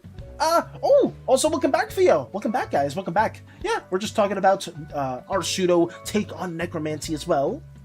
Yes, now I need a design for Orange to make some ship art. I will say this, Tony. I I'm not sure if I guess the Graphos and the Orange Deity will have like the best of connection or relationship nowadays, but when the Orange Deity was a lot more slimy and less robotic, they definitely created so many amazing and fearful worlds and constructs, inventions, all that together. I guess now in the present tense of the story, they are, I guess, still in a relationship and together, but they probably don't see eye to eye as much. But they still are connected. Like, if you are an orange pack wielder, you could probably forge a pact with a blue deity, and it would be, like, A-okay with no hiccups. But I would say their relationship is not as intimate as it once was back in their prime as ancestors. But that's it, yeah. Good question, Tony. Totally did not come up with that on the spot. Totally not. In no way, shape, or form. SANI is somehow in between Eldritch Horror and a petty criminal. Wouldn't want SANI any other way. I mean, I guess it depends which SANI you're messing with, King, because they all are part of a big hive mind, and some of them are a lot more dangerous than others. Small question, in your introductory video, it is mentioned that slimes are present in 7 galaxies. So how far have slimes expanded before and after the Usaic War? Great question, Graph. Slimes have expanded at the time of the war. They're probably 7 galaxies wide. Not to say that there aren't slimes in other galaxies even more than that, because during the Golden Age, once core cells and their own technology started advancing to the point where they could make spacecrafts, some smaller slime settlements have kind of sprouted outwards to other galaxies and neighboring planets alike. So I would say that at least 7 galaxies are predominantly controlled by slime species, with various subspecies stemming out from that. But there are slimes present in even more galaxies outside of that too, Graph. So just because they span within 7 galaxies doesn't mean that they're not. Some of them don't exist in other places as well. Yes. I want to become a couples therapist, you know? Oh, interesting. Wait, no, Tony, actually? That's what you're studying psychology for? I didn't know that was the case at all. Hey, Google, can I kill a slime god with water? I'll say this right now, Jazz. Probably not. Probably not. I would say they have transcended the same means. Maybe their avatar, one of the god's avatars, may be getting a singe after like a prolonged exposure in a very salty ocean. But the gods in essence and in concept would probably not die to something like that. Not children's psychology is my first pick, but couples would also be interesting. Got you. That's interesting, though. I hope you're able to become a children's psychologist and have like seek your passion within that too, Tony. I wasn't aware of that though. That's really cool. Hey, I appreciate that a lot. Thank you so much. Ooh, okay. Oh, sorry if I missed another comment. I don't know how much of it I will cover today, but I do want to try. Actually, I just remembered that I never shared my other character entry in the server. I'll have to share it later. Yeah! Throw it away, Destroyer! Thank you, thank you. Please throw us more of your developments with your own characters, your own OCs. I want to see them. I genuinely do. Sorry if I am missing some questions here and there, guys. I'm really bad with multitasking, but I'm not intentionally trying to miss any questions. I am just trying to get through as much as I can. But thank you! Thank you for letting me know more about that too, Destroyer. That's awesome! That's really amazing. And also thank you as well, Tony, for letting me know more about your psychology ventures. But yeah, I guess that's the bulk of what we've been throwing out your guys' way in terms of what Judgment is. I'll let this also be known, guys. Judgment is not a very well-known branch of magic. It's something that very few pack wielders will ever tamper with, because you're essentially going into the coreway, or you're ripping energies from the coreway to manifest some greater power that is in the lines of divination and evocation, right? Something along those school lines. And as you're channeling that power, your very essence is getting tethered to the afterlife. So most pack wielders try to stay away from that, but those that really delve deep into Judgment, it hasn't really been researched what the full capabilities are. It's a very, very taboo school of magic. Kind of like most necromancy, the TLDR. But outside of that, some people have deciphered or have seen these symbols right here. You can't really see it too well. This weird type of shape. And that's the original language that some of the pack wielders have found that have tied to some of the recordings of Judgment itself. So Judgment isn't the actual name of the school of magic. It's what most schools kind of tell other students what it is. So yeah, that's what you got right there, your little tidbits of lore. Why is Valis low-key fun to draw? Oh, you find me very fun to draw, Jester. I mean, I appreciate that. That's pretty cool. I'm very happy that you have a lot of enjoyment with us for drawing purposes, that is. Thank you. Thank you. I didn't expect that to be a thing. Wash your hands and get a plate. Come get spatzel in the Food Network. Oh, shit, let's go. You made some spatzel, Tony W. Hey, yo, turn back. Sorry. He's so fun to draw because his face looks funny. I see where we're going with that, Moxie. Thank you very much for saying those lines. But I'll take the compliment where I can take it. Thank you for the Hydra Dragon Destroyer, and I will drink some more right now. And posture check. Thank you. Finish your sentence for you, Jester.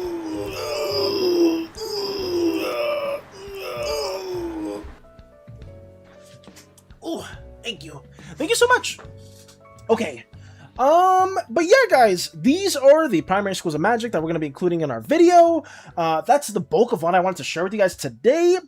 We still got a bit of time, so what I'm going to be doing next is a little bit of line art for my thumbnail for this upcoming video. Save your file. Thank you, Jazz, for that.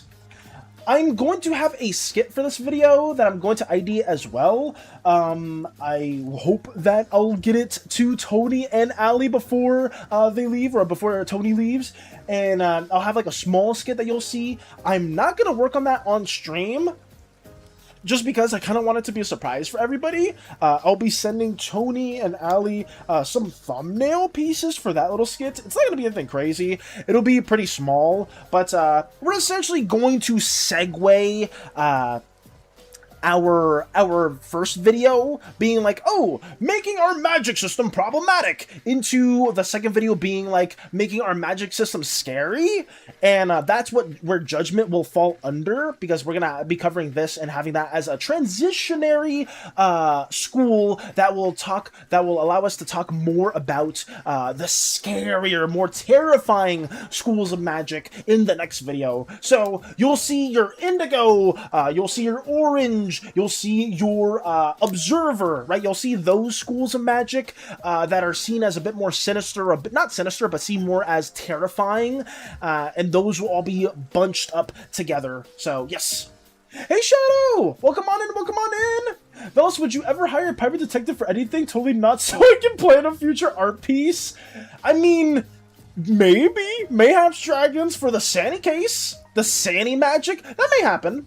Have a great stream and day. Gotta go, getting ready to play D&D in a bit over 1 hour. Take care, Fluffy! Have fun in D&D as well, and hopefully the rest of your day goes amazing. Thank you so much for stopping by, and good luck with your Mirabelle shenanigans. Take care of yourself.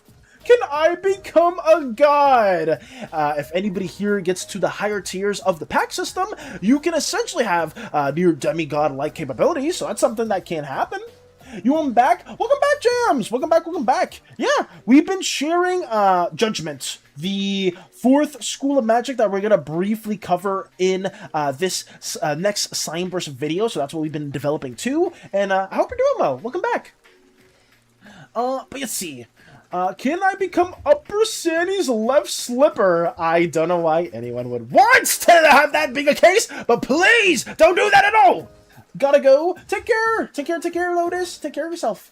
Could a wild god grant a pact and or boon? Yes, we will have wild god magic also being portrayed in the future. That will be covered when we talk more about oozes, because I can't really talk about every single magic system or every single magic school for now, because I feel like we would be here forever. It takes me quite some time to develop these assets for you guys. So we are essentially, oh god, what just happened right there? Ooh, go back here. There you go. We are essentially just covering Pantheon schools of magic and leaving Wild God stuff for a later expansion. Same with SANI. Some of you guys, for some godforsaken reason, are so in tune with wanting to become a part of SANI's cult and learning the capabilities that SANI can do. That will be saved for the SANI Snowman Valis Eldritch Cosmic Forces episode or video whenever we do that as well. Yet, like again, please be patient. Yeah, please be patient for that too. He needs to do the Pantheon magic systems first before he can get the wild gods. Yeah, please just be patient as well. But you guys do ask really good questions, and I just hope that I can develop as much as I can for you guys in that regard. You need to play the base game before getting access to the DLC type of deal. Thank you, Moxie! Moxie gets it! You gotta, like, play through the Pantheon base game in order to get the Wild God DLC and Expansion Pass. The Pantheon sucks, boo. False gods, boo. No! Get those sandies out of there! Where are they coming from? Stop it! No! Please! Repose that makes me think, how would Judgement work with machines? I have no idea if they have an afterlife since they're constructs instead of biological beings. I will say this, Doge. Machines do have sentient life within them, or they are deemed sentient life. So Judgement can render a machine powerless. At least in the regards of the Quadoms and the Corvences. Corvences in particular, too, they have basically a part of Uzeus within them. That's how they're powered, because that's how core energy works. So that their life comes from that. Any artificial intelligence that the Quadoms have stems from the Orange Deity's plane of existence. The Orange Deity basically was so appalled by the Coreway and the afterlife that he very much designed his own afterlife too, where orange slimes in particular can download or upload their subconsciousness into and live within there. That's essentially the internet that the Slimeverse has access to, or that the Slimeverse is known for. Whatever the equivalent to the internet within the Slimeverse is the pseudo afterlife that the Orange Deity created in spite of their kin being robbed from them and going towards the Coreway. So yeah, you could say Nephrodite does not appreciate at all this synthetic universe that the Orange Deity has made out of spite of Nephrodite's own laws of order and balance. Valis, can I eat your hair? No, you cannot, Shadow, but thank you for the 5 stream shriek! I greatly appreciate that. You cannot consume my hair. Please, no. I would not want that. Is any Cult of SANI materials ever released? Muya, the only, I'm not sure if you... Have you seen my SANI short at all, Muya? Have you seen the McDonald's Landshake incident? Because if not, I could briefly share that for you. We haven't done too much of that. We've shown in Chapter 0 our ship crash landing for SANI because of SANI and Eternabots. We've worked on Chapter 1, but we never really ever published this because I was trying to rework or focus more on the SANI lore. The Slimeverse lore. And, where is it? Right here. You can kind of see this horrific cat running about and us chasing them down. And our 1.0 design. That's actually a bit of a throwback. I wonder if I need to rework this in some way. But we'll see. Where is it? Right here. Boom. SANI being constrained as well. Chill down with the boons, please. They keep getting smited. Yeah, please chill with the boons, guys. I do see quite a bit of those redeems. Hey, Cerebral! Number go up! Thank you for lurking and being here as long as you have been. Thank you for the 215 stream streak as well. Hopefully you're taking care of yourselves. Do slime's hair taste different from their body? I would hopefully say no, or, I don't know why so many people are so, in line with wanting to know how we taste. I will say this, most of our taste probably stays fairly consistent within most of the body parts. Hey, Cosmo! If you don't chill on boons, I will personally smite you all. Yeah, please chill with the boons, guys. Please don't be redeeming it just 24/7. I would greatly appreciate that as well. But thank you for letting that be known as well. His hair would taste fake, probably. Not true! Valis, I just noticed Sandy has the same eye design as you. Is Sandy your child? Dramatic gasp. Sandy was... Okay. Don't look too deep into the SANI design aspects. We chalk it up to them being just an eldritch abomination and having different design points because of that. But SANI herself... let me see if I can find it. She originally had this design point just because I didn't know what the hell I was going to do with our Slimeverse stuff. All of the lore aspects that you guys see now doesn't really relate to SANI yet, just because she is a cat, and her main purpose originally was just supposed to be a sanitation cat, hence the name SANI. And holy shit! So many things stemmed from that, and basically sparked the Slimeverse that you have now. So the eye shape, don't think about it too much, and some of the design aspects, don't think about it too much as well. But hi, Valis, just got done with my dad. Kind of spent the majority of the weekend with him for his birthday today. Happy birthday to your dad as well, Cosma. Yo, shout out to them. That's awesome. Thank you for letting me know, and I hope you guys had a lot of fun during your birthday time. That's awesome. See, she has the same eye shape as you. She's somehow related to you, and I don't know how. That's basically it. Don't think too deep into it right now. That will get reworked in the future. At least I hope so. I just chalked it up to art style. Yeah, it's mainly just, don't think too deep into it. It's, primarily just us not having the Slimeverse exist at this moment, and, as we develop more things with the universe as a community, some things will need to get touched up upon and updated. That's the main thing. Valis is just Sid in disguise. Not true at all! Not a factual statement! Yay, hope you had fun. Yeah, I hope guys had fun with during the birthday for the father. I really hope so. Salus and Vanny. What? Sorta a long question, leaning into more of the necromancy or dark magic aspect of Judgment. If you can get your hands on another Slime's core, if you can do that, I want to know how many ways you can you use another Slime's core to bypass or extend the time or power of your Judgment. If, in terms of live offerings, King, that's a good question. You could extend the capabilities of Judgment quite a bit. However, you trying to even wield Judgment in general does require you to tap into the coreway. And as you do that exact act, your body is now tethered to the afterlife in some way. So the more you use this power, the more your very essence, your very soul is going towards Nephrodite. And you can stave off from these acts if you do have multiple souls, multiple offerings of life towards the coreway, right? Because you are sifting that type of energy into that dimension more than your own.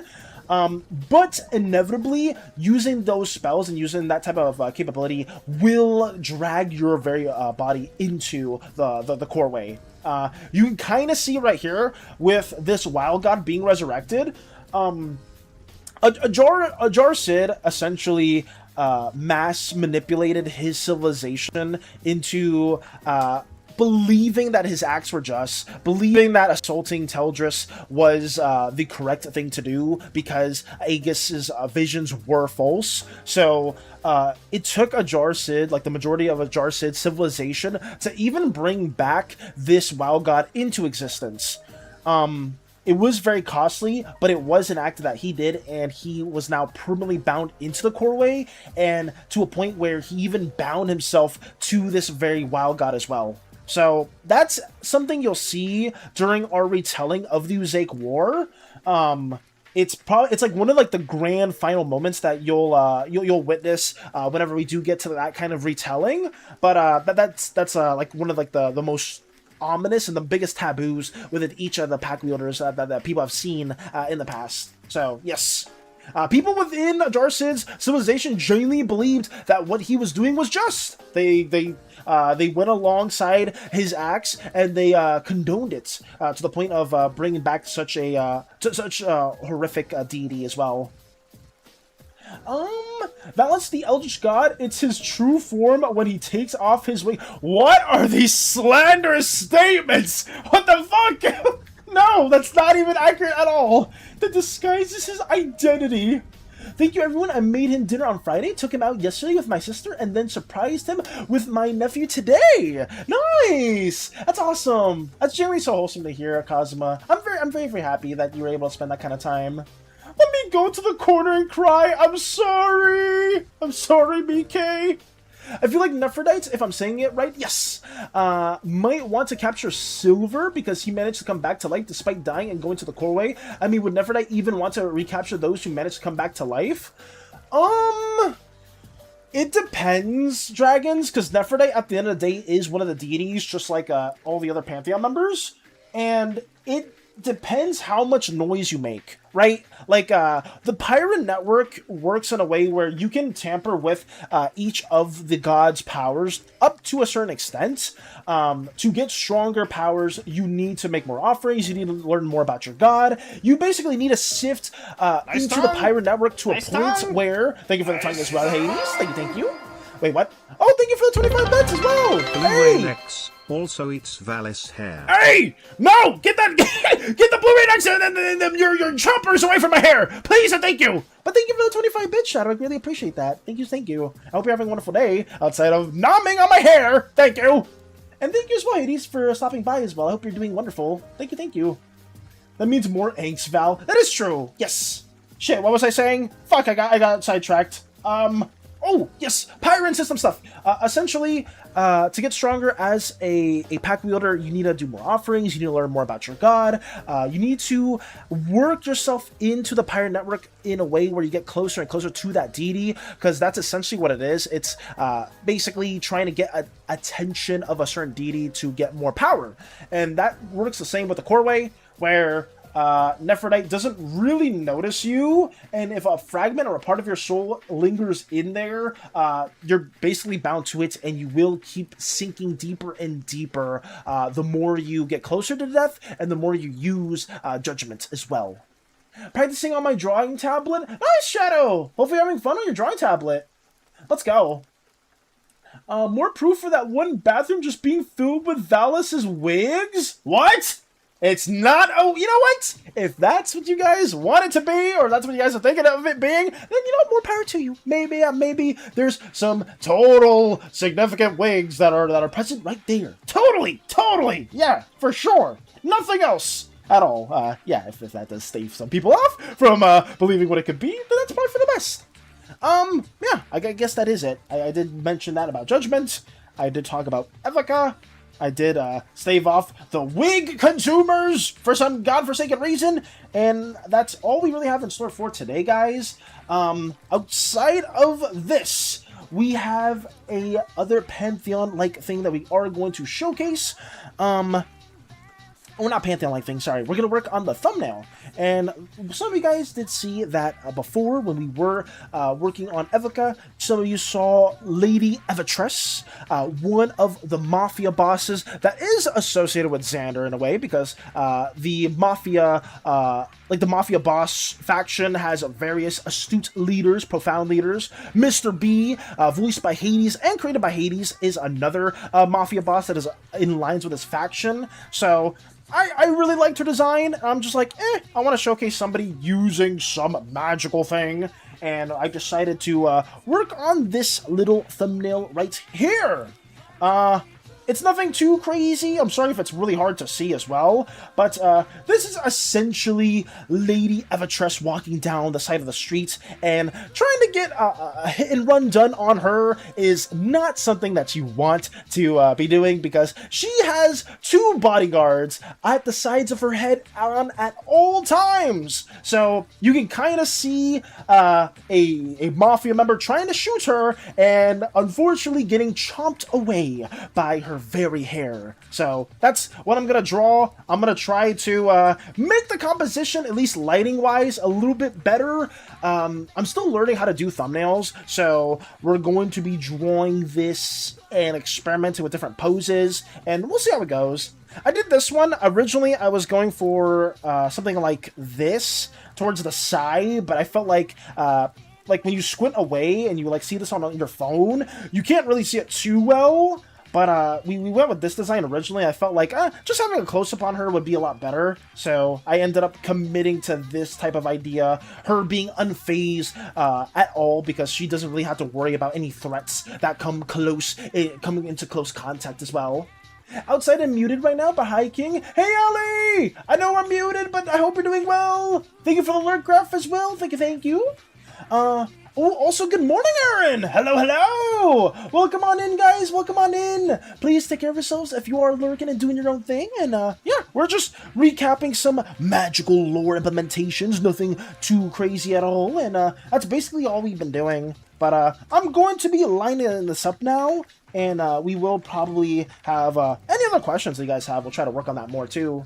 But, yeah, I hope you're doing well, Allie. I really hope so.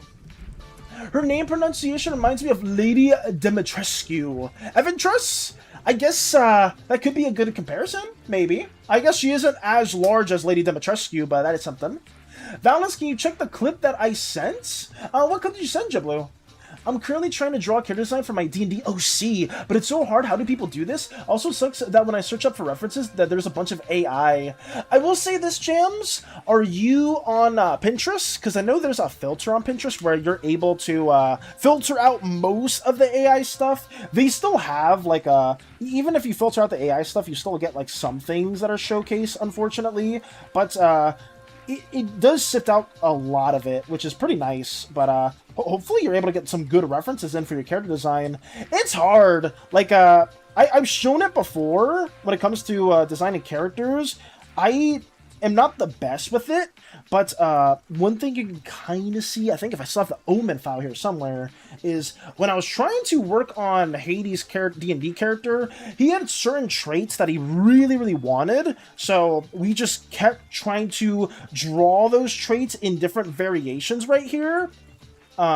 This took me like a couple days to kind of get through different design aspects of what Hades wanted, and I feel like we got a certain design aspect that he liked, because we tried experimenting with different directions, but concept art and concept artists is a very sought after job, and I feel like a lot of people really like doing that kind of job. But some people like the idea of concept artists. Some people actually don't really enjoy the process of concepts, right? Because your job as a concept artist is to provide ideas, and as many ideas for your client as much as possible.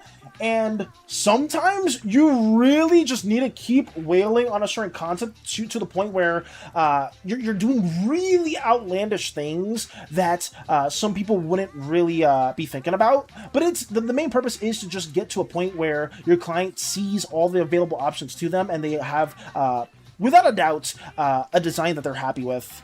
And I feel like some people will be like, oh, I can make like a couple really cool designs, and your client may really like those couple of cool designs, but you are trying your best to exhaust as many avenues as possible. I did this a long time ago with my own slimy self, where if you ever see like our very first video where we were designing our own slime Sona, we exhausted so many different directions, and I felt like maybe there was some different ideas that could have worked pretty well, but I don't know. I feel like just sticking to that one point was pretty cool. Ooh, let's see. Wait, do links still work here? Links should work, yes. I wasn't using Pinterest, just Google Images. Got you, Jams. I mean, yeah, you can use Google Images, you can use Pinterest. I don't know if there's any other art sites that people may recommend. If there are, let us know, because it can be pretty helpful. Looks so awesome, Dallas, and yeah, concept design, although kind of fun, is not my strong suit, especially with how slow I am with sketches. Yeah, I'm slow when it comes to sketching as well, but it's really fun. It's very enjoyable if you can get through it. I'm not sure if I have another concept here, because some of you guys may see it before my fellowship-esque fan art attempt. That one, I tried my best to go on all stops to make something that I really personally liked, but, oh yeah, it is here, yeah. I'm not sure if there's many concept designs here, too. Yeah, there is. Yeah, this is not the best concept sketches, because these were very blocky silhouettes that I was trying to, like, find some form of that I really liked, because I was trying to make a puppeteer Iron Maiden support for this one MMO-like game. Look at Bald, I guess, what's her name? I forgot what her name was. Damn, I don't remember this character. But, we had some different design aspects that we ended up looking for right here, and ones that we really liked, we would try to like flesh out more in terms of the sketch, and that was just something that we tried doing, even though it didn't really stick too well. It was a design aspect that I eventually kept working on, and we ended up going with this little character. That's kind of like a admiral or a captain that was drowned and resurrected again. I feel like we keep going with those resurrection aspects quite a bit too, now that I think about it. But yeah, that's just something that we tried to design a bit more than we worked on. We've shared this a couple of times on our art showcase, so I don't want to talk too much about it. Sorry if I'm being too yappy about these different aspects. I'm just a big fan of concept art. I'm not the best concept artist, but I love seeing how different people approach character design and how they make different characters come to life. It's super, super cool. What did you say, Valis? Oh, is this the link that Jibbo sent? Let me see. What is this? What does this say? Where? Thank you for the time as well, Hades. Thank you. Wait, what? Oh, thank you for the 25 bits as well!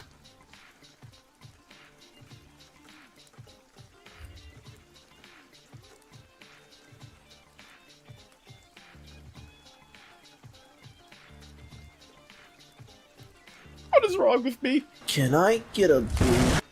No, you can't get a boon! What is wrong with me? What the fuck? Even though even my niece was upset. No! I'm not the best concept artist, shut up! What? Oh.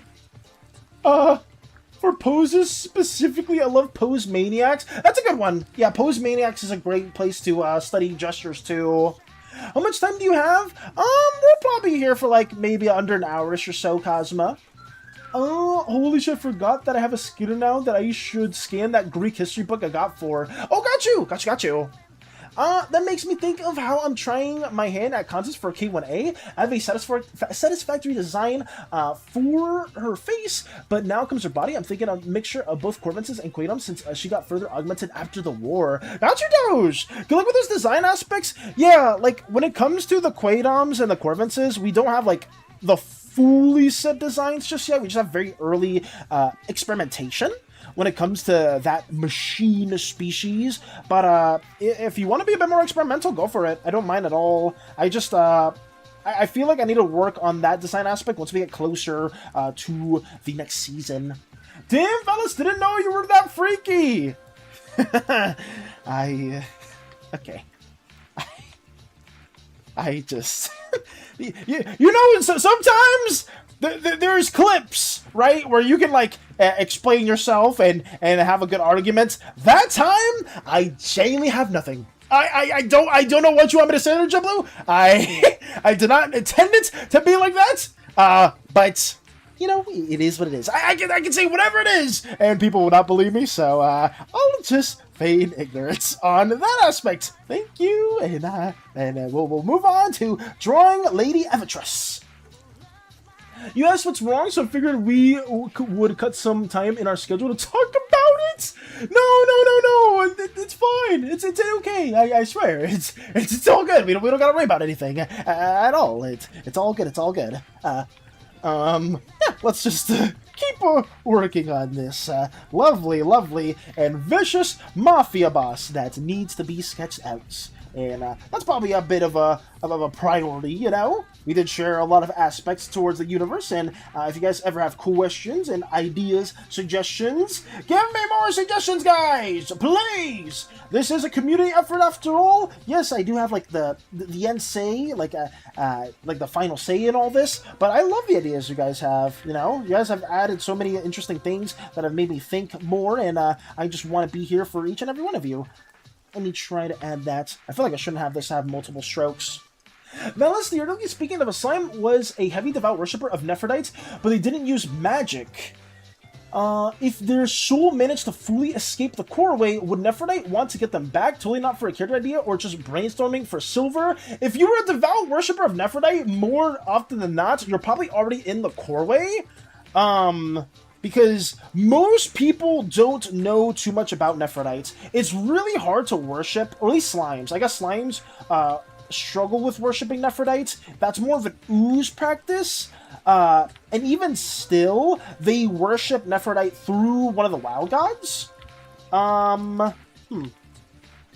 I guess, hypothetically, because I want to say this right now, I don't want characters that escape the Corway, because the Corway is the afterlife, and I don't want that to be a common occurrence where people are just like, oh yes, my character defied death. My character did this as well. I don't mind like a character defying death and like having that like a near-death experience being a thing and like them developing further for that.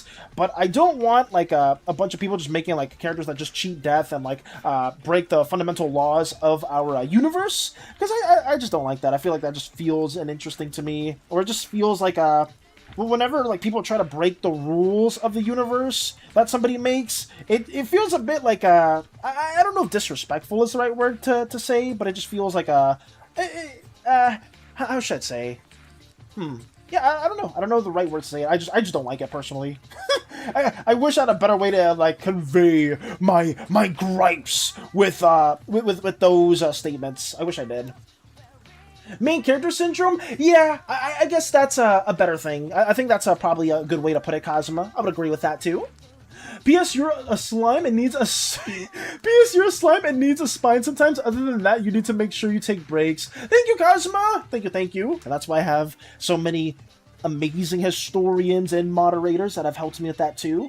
Shout out to you and Mike today for helping me on certain aspects as well. I greatly appreciate that. Also, some of you guys don't know this, but Kazuma also moderates Crystal's chat too, and Kazuma's been an incredible moderator, and I just want you to know that I greatly appreciate you as well. Oh yeah, relax redeem when? Oh, that's true, Tony! Thank you for reminding me. I haven't had the time to do that yet because usually for every redeem, Tony, I like to have a little visual with it. So I'll probably cook that up in the near future. Don't know when, but I'll try to. Thank you for reminding me.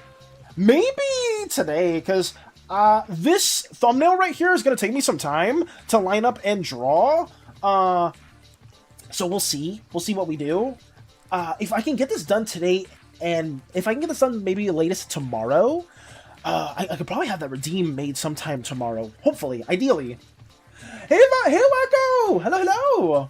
You got it right. It's just disrespectful. Thank you. Thank you for letting me know. I actually find Mary Sue's and Gary Stu's so boring. Yeah, like... I don't know. It's so hard to, like... oh man, how to explain it too well? Yeah, you guys are bringing up a really good gripe that I've like talked about it multiple times in the past. I just don't know how to verbalize it at this very moment. I don't mind characters that defy death, characters that are very powerful, you know, characters that luckily enough are able to get out of some situation. I don't mind that every now and then. I really don't. But if your character is only that, and it feels very uninteresting to me, and I don't know. I know the allure and why people want very powerful characters. I get it. You know, I've had power fantasies when I was very young too, and I would want like characters going through different obstacles and having these cool power-ups. I'm not going to be a hypocrite and say that shouldn't exist. I just feel like I want to encourage interesting character stories, interesting world building that isn't like the same thing I hear 24/7. I know you guys have probably heard it too. Like maybe if you watch videos, you guys also stream as well. Like you'll probably hear like, oh wow, you're like the 10th person that also wants this super OP character. Like, damn, like.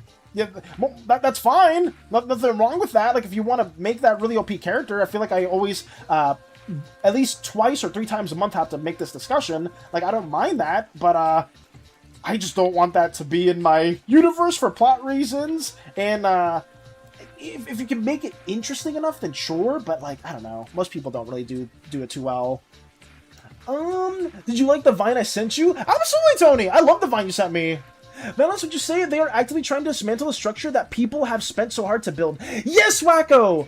Wait, Wacko, I'm so sorry. I saw your name and I just said hello, but yes, you brought up a really good point. I'm so sorry, guys. If I see your name and I greet you and I don't go back with a comment, I just, if I have a certain thing in my mind that I'm trying to verbalize, sometimes I don't read the comment fully, but Wacko brings up a great point. That is genuinely what I want to say. Like, it just feels like you're trying to like break the fundamentals of what we've been developing as a community, and I'm not a big fan of that. I'm just not a big fan of that at all. So shout out to Michael for saying that. Thank you. Interesting. Silver only managed to skip the core after dying from a point-blank shell to the chest from a combination of his own stubbornness, his future wife's efforts, and Silver suddenly hanging onto his guilt of failing his squad, but also partially due to sanctioned metals stuck in his core. Interesting. It'll cost 420 points? No, I hope not. There's a difference between OP characters and Mary Sue's. Facts! Absolute facts. That's true. Mary Sue's have no flaws and everyone that hates them is automatically evil, and that makes them boring. Yes! Struggles seem forced. They have no space to grow because they are already larger than life. OP characters are stronger than the situations they're in. Mary Sue's always have a way out. That's good. Yeah, Mary Sue's, like, it feels like the story, like, will revolve around them, and, like, there's no fulfilling or, like, I guess, there's no sense of accomplishment when it comes to struggles, and I guess that is a good way to do it. Yeah, I think that's a good way to point it out. I want interesting ways to like go through consequences and actions. I just feel like a lot of the time some people will write OP characters and they'll feel like Mary Sue's because of that, and yeah, you guys bring up really good points. Yeah, I wish I knew how to explain it better. I feel like I talk about this so much that I would have a better way to convey myself with some of these things, but no. It's so unfortunate too. But you guys are saying it better than I ever will. Yeah, I guess there's a difference between OP and Mary Sue, and you can have a difference between the two, but it feels like some OP characters or some people that make OP characters tend to also make them as Mary Sue's, where there's like no interesting conflict revolving around them at all, because like they'll just like solve the issue pretty effortlessly with nothing interesting at all. I don't know. I'm not a big fan of that. It's all good, Val. I understand you wanted to get what you want to say before reading the comments, so you doing, so you don't forget what you want to say. Thank you for understanding, Wacko. Thank you so much. I appreciate you and everybody else that does understand how hectic my my mind may get from time to time. So I'm just like trying my best to yap and like at least like make some sense with what I'm saying here and there. I know sometimes I may ramble on and it makes no sense at all, but sometimes I generally do want to like contribute and have like a good talking point being mentioned for each and every one of you. Sorry, but that's good to hear. Oh, also guys, there's gonna be another ad break within 42 seconds. Use this time to stretch, run around, get some food, delete your Mary Sue's, and write the coolest OP character that has to go through different interpersonal struggles that will make the reader very, very agape and very interested in them. Yes, guys! In 23 seconds, there's going to be a 3-minute ad break. I'm very sorry again. It'll happen at every hour mark for me on stream, so take care of yourselves, and I will see you back then. We'll probably still be talking about this little dilemma that some writers have to go through, so you probably won't miss too much, but yeah, take care in 5 seconds. Sorry! Let me get this also worked on right here. Someone like Ichigo is a mixture of both, in my opinion. That's an interesting point, King. What makes you say that, then?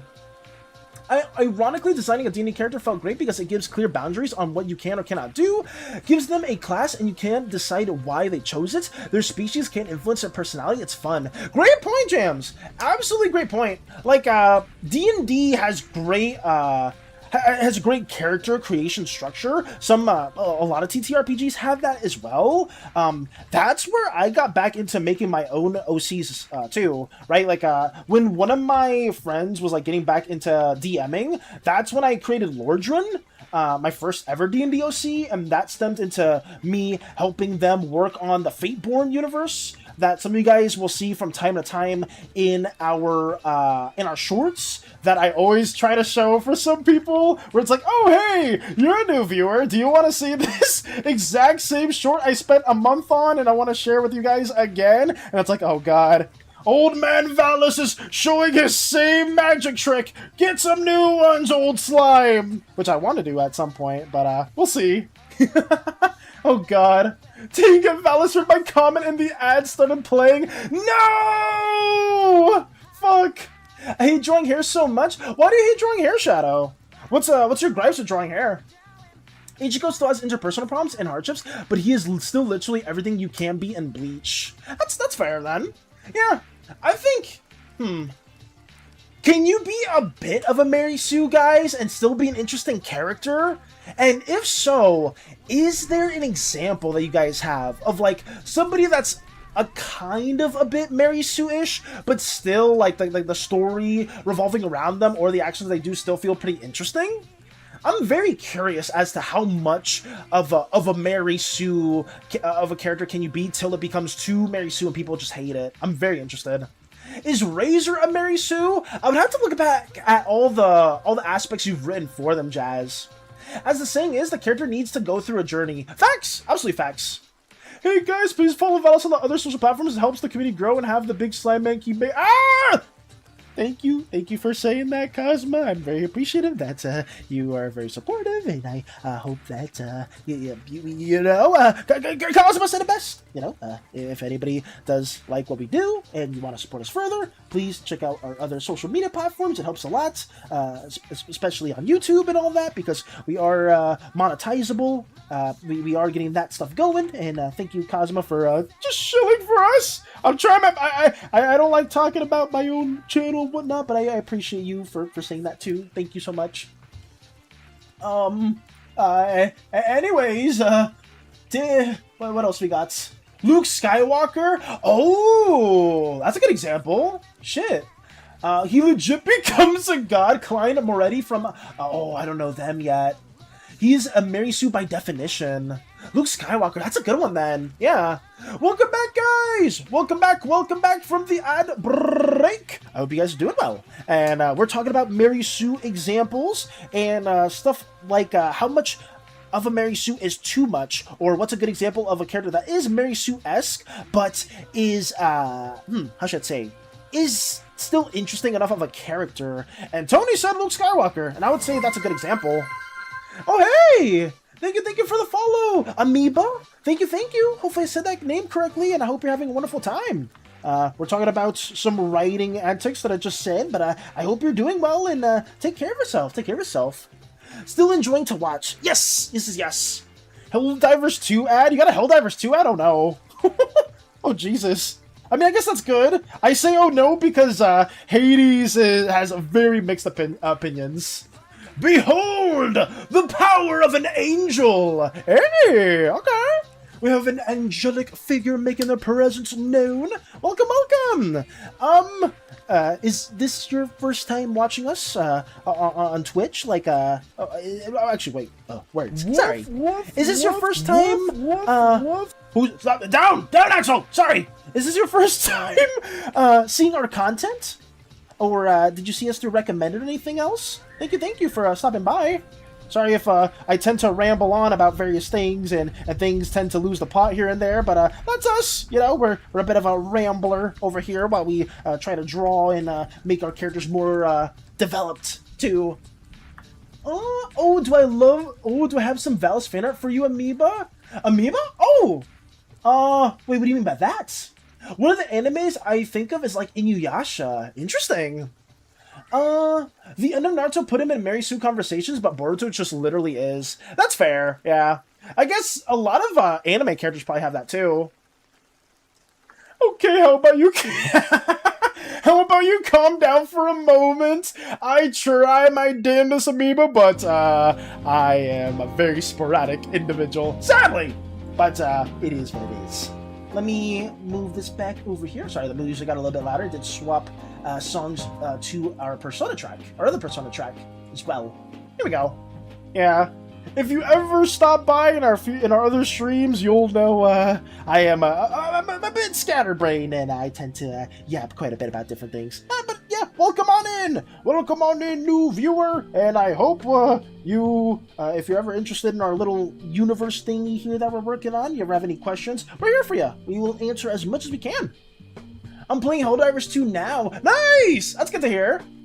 Because the name sound like Amoeba, you know the tiny Valis I made? That is true! That is true. Amoeba Valis is canon. I guess if I go to the warm-up room, will you see it? Let me see. Is it over here? No, it's not. Oh, well, perfect! Literally right there on the screen, you can see Tony's glorious fan art. And there it goes. Shit. Oh, fuck. There we go. But yeah, that's a little example as well, the Amoeba Valis that Tony made oh so wonderfully. Hey, Vel, it's 2 hours now. You're good, Mike. I'll probably be here for like another hour-ish or so, and then I'll call it. The best timing. It really was. Hey, Key! Hello, hello. I have too much noises coming to my head. I'm listening to Ultrakill OST, have your stream open, and my parents going nutso. Sorry to hear that, Amoeba. Hopefully things can calm down. As somebody that had parents in the past, they are pretty loud. Oh god, they do get pretty loud. But thank you for stopping by. If you're here for chill vibes, oh boy, I would say we're probably not the best place for that. But yeah, we're here and we're yapping up a storm. We've been talking about magic systems within our universe that we've been developing alongside our community. Stuff like Judgement, stuff like Evoca, the art of creating one's artistic stuff into life. Sorry, I probably said that horribly, but yeah. Stuff like making paintings, making sculptures, making puppets, and using the blue god's power to bring that into fruition. Stuff like Vitation, hailing from the green deity, and adapting and surviving, deceiving, whatever it is you may use in order to outlast other opponents within the wild wastes that the Slimeverse has to offer. Outside of that, we have Judgement 2, a more forbidden form of magic that basically is our rendition of necromancy as well. That's what we got. Gojo is a good Mary Sue because it's a writing choice. It's part of what makes him who he is. He was just born the best. I guess, yeah, they did commit more towards that. I'm not a big Gojo fan, but I know a lot of people are Gojo fans as well. But I get it. I get it. For the people that do like him. Ooh, just wanted to double check. Yeah, I got you, Mike. Valis trying to keep his thoughts together. Meanwhile, someone's screaming their lungs out in the background. Jesus. Valis, I had an idea, but I'm going to DM it to you since I don't want you to miss it. Got you, Axel. Got you. I think people forget when it comes to those type of characters that they forget to make sure the character is still in a balance of being interesting and still relatable and still working on stuff. Yeah, I mean, Tony says it best. Like, how should I say this? Well, Luke Skywalker is, by definition, a Mary Sue, but they still go on a journey, right? And I guess that journey is interesting to the viewers alike, which is pretty cool. Gojo is so hot! You're a Gojo fan, Tony? I don't know. I don't dislike Gojo, but I'm just not a big Gojo guy. I guess when it comes to JJK, I like Hakari. Hakari's pretty cool. I just like the casino guy, and originally I read with the memes, and the memes kind of like made me like him a lot more as well. I guess I don't know anybody else outside of that I'm too big on. Yeah, the characters in JJK, I don't know. I watched up to season 2, and I love the show. Like, incredible animation. Oh, Maki! Maki's the answer for my favorite character. I love me a female character that can beat people up in a very fun visual fashion. It's very nice. So you guys may see some of those Maki inspirations from Poor in her Ooze variant. Let me see if I can share that real quick. Over here. Boom! Yes! My Identity Ultrakill OST tier list. Ooh. The only reason I'm listening to Ultrakill OST is because I'm a Ultrakill OST tier list. Oh, got you. So you're a big Ultrakill fan, Amoeba? I think Shadow is an Ultrakill fan, if I'm not mistaken. I know several people here have played it.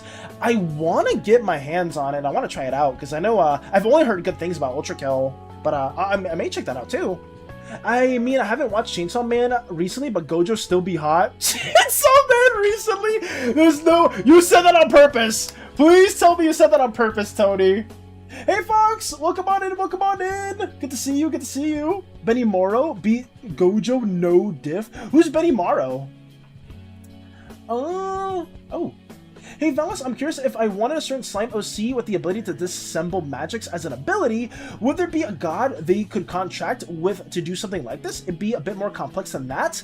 Define disassemble, Jams. Define disassemble. To was drawing an OC by Jams. Nice! Let's go!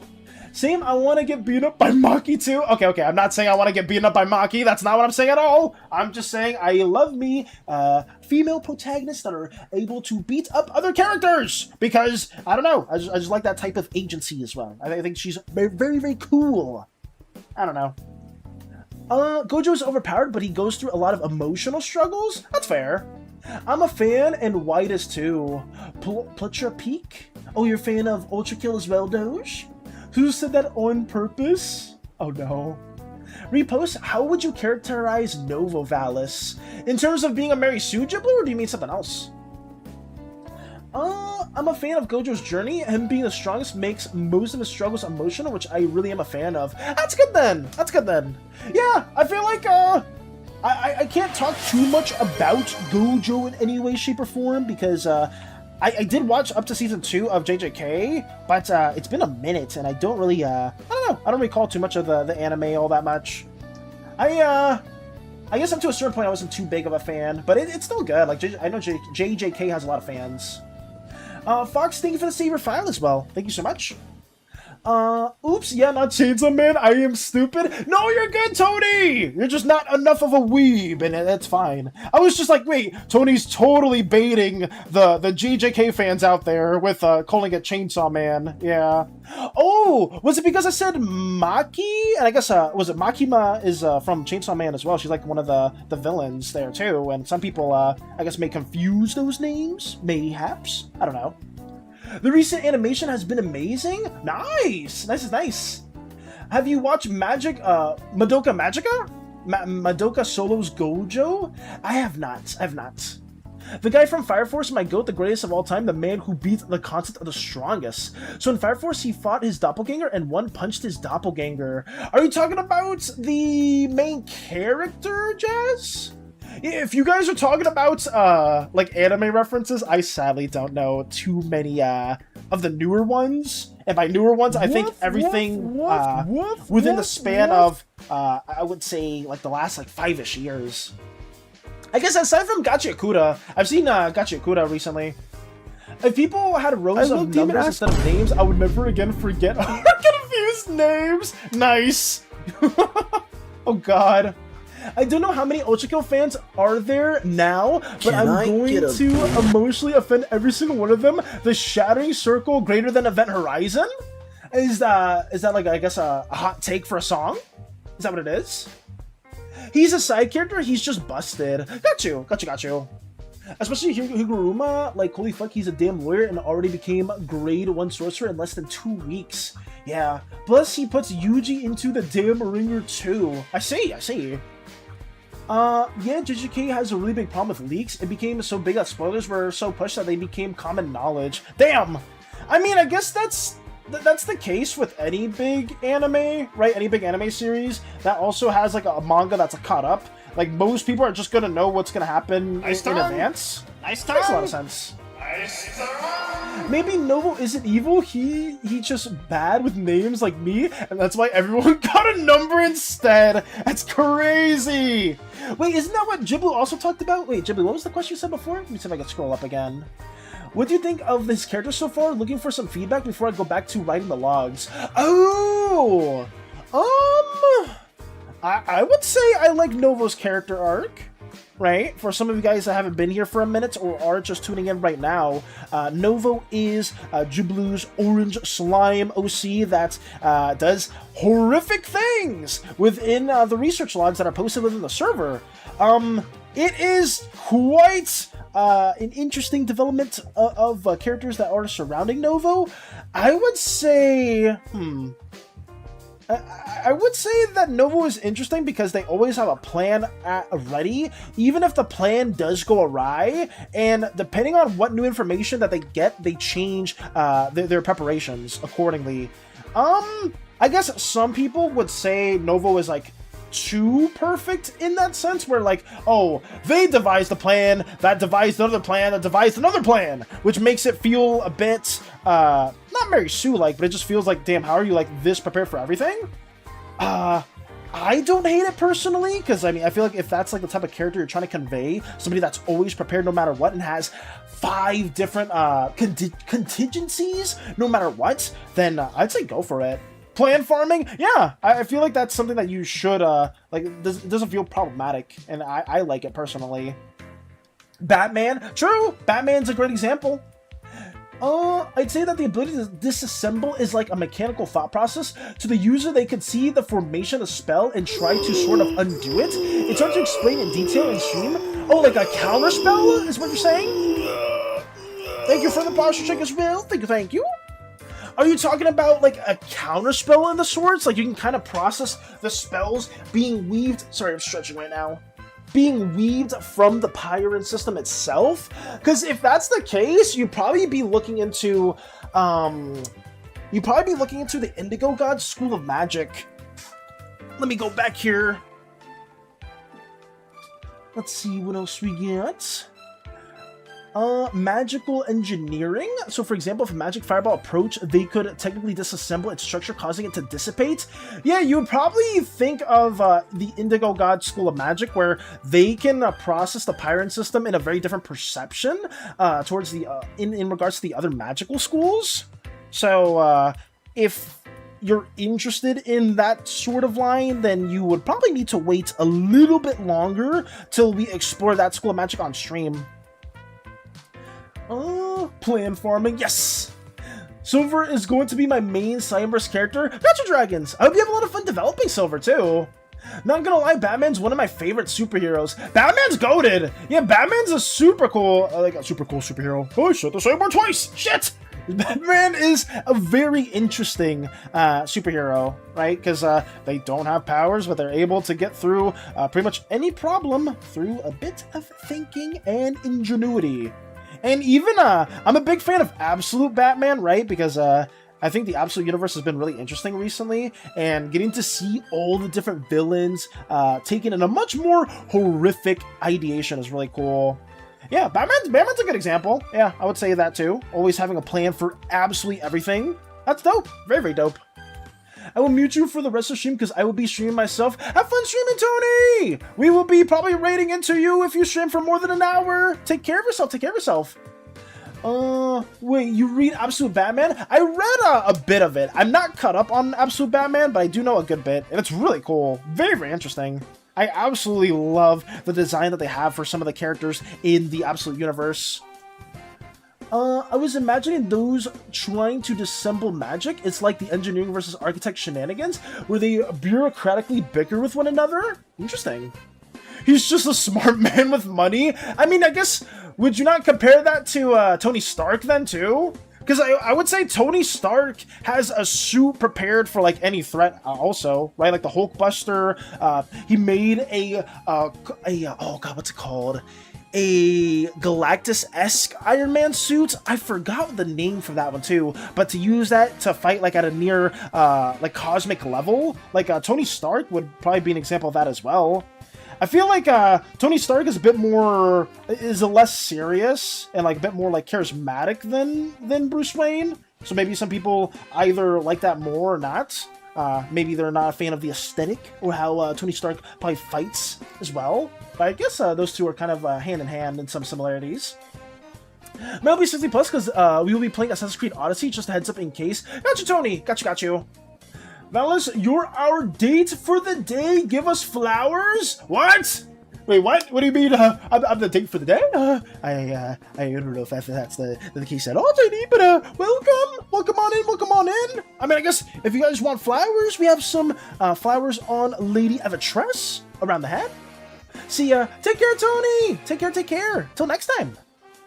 I like him too. I just like how creative they can be with their plans. Yeah, I think smart characters that are very charismatic in different ways and approach conflicts in with multiple avenues is cool. Like you said before, Batman's a great example of that, and I think there's a reason too why most people gravitate towards characters that aren't the most overpowered individuals known to mankind, right? Like, if you think of very, very popular superheroes, you think of Batman, Spider-Man, I guess you could say Iron Man, some of like the Avengers. You could think of, I guess Superman is probably one of those exceptions, right? But like he's written in a way where like his conflicts come more than outside of just the powers, right? Like how does Superman deal with emotional struggles in between like him and Lois Lane, right? Like how does he deal with those type of conflicts too? How does he make issues like when everything seems like a sandcastle, how do you deal with that in terms of your powers? Like, I don't know. You can have some interesting conflicts with more overpowered characters. It's just, I think it takes a lot of really interesting writing tips or writing tricks for that, too. Iron Man is like my top 5 Marvel heroes. Gotcha, King! Yeah, Iron Man's cool. Iron Man's really, really cool. Batman's butler, Alfred? Superman can give Goku a run for his money. That is true. Somebody did see the death battle. DC and Marvel have a lot of similarities. Just because they're similar don't mean they're the same. That's true. Saying Iron Man is just Batman is a crime. Yeah, you should not give, like... There are some heroes originally, like if you look canonically, some heroes were created as a response to other popular heroes from DC and Marvel and vice versa. That is actually the case, right? Like...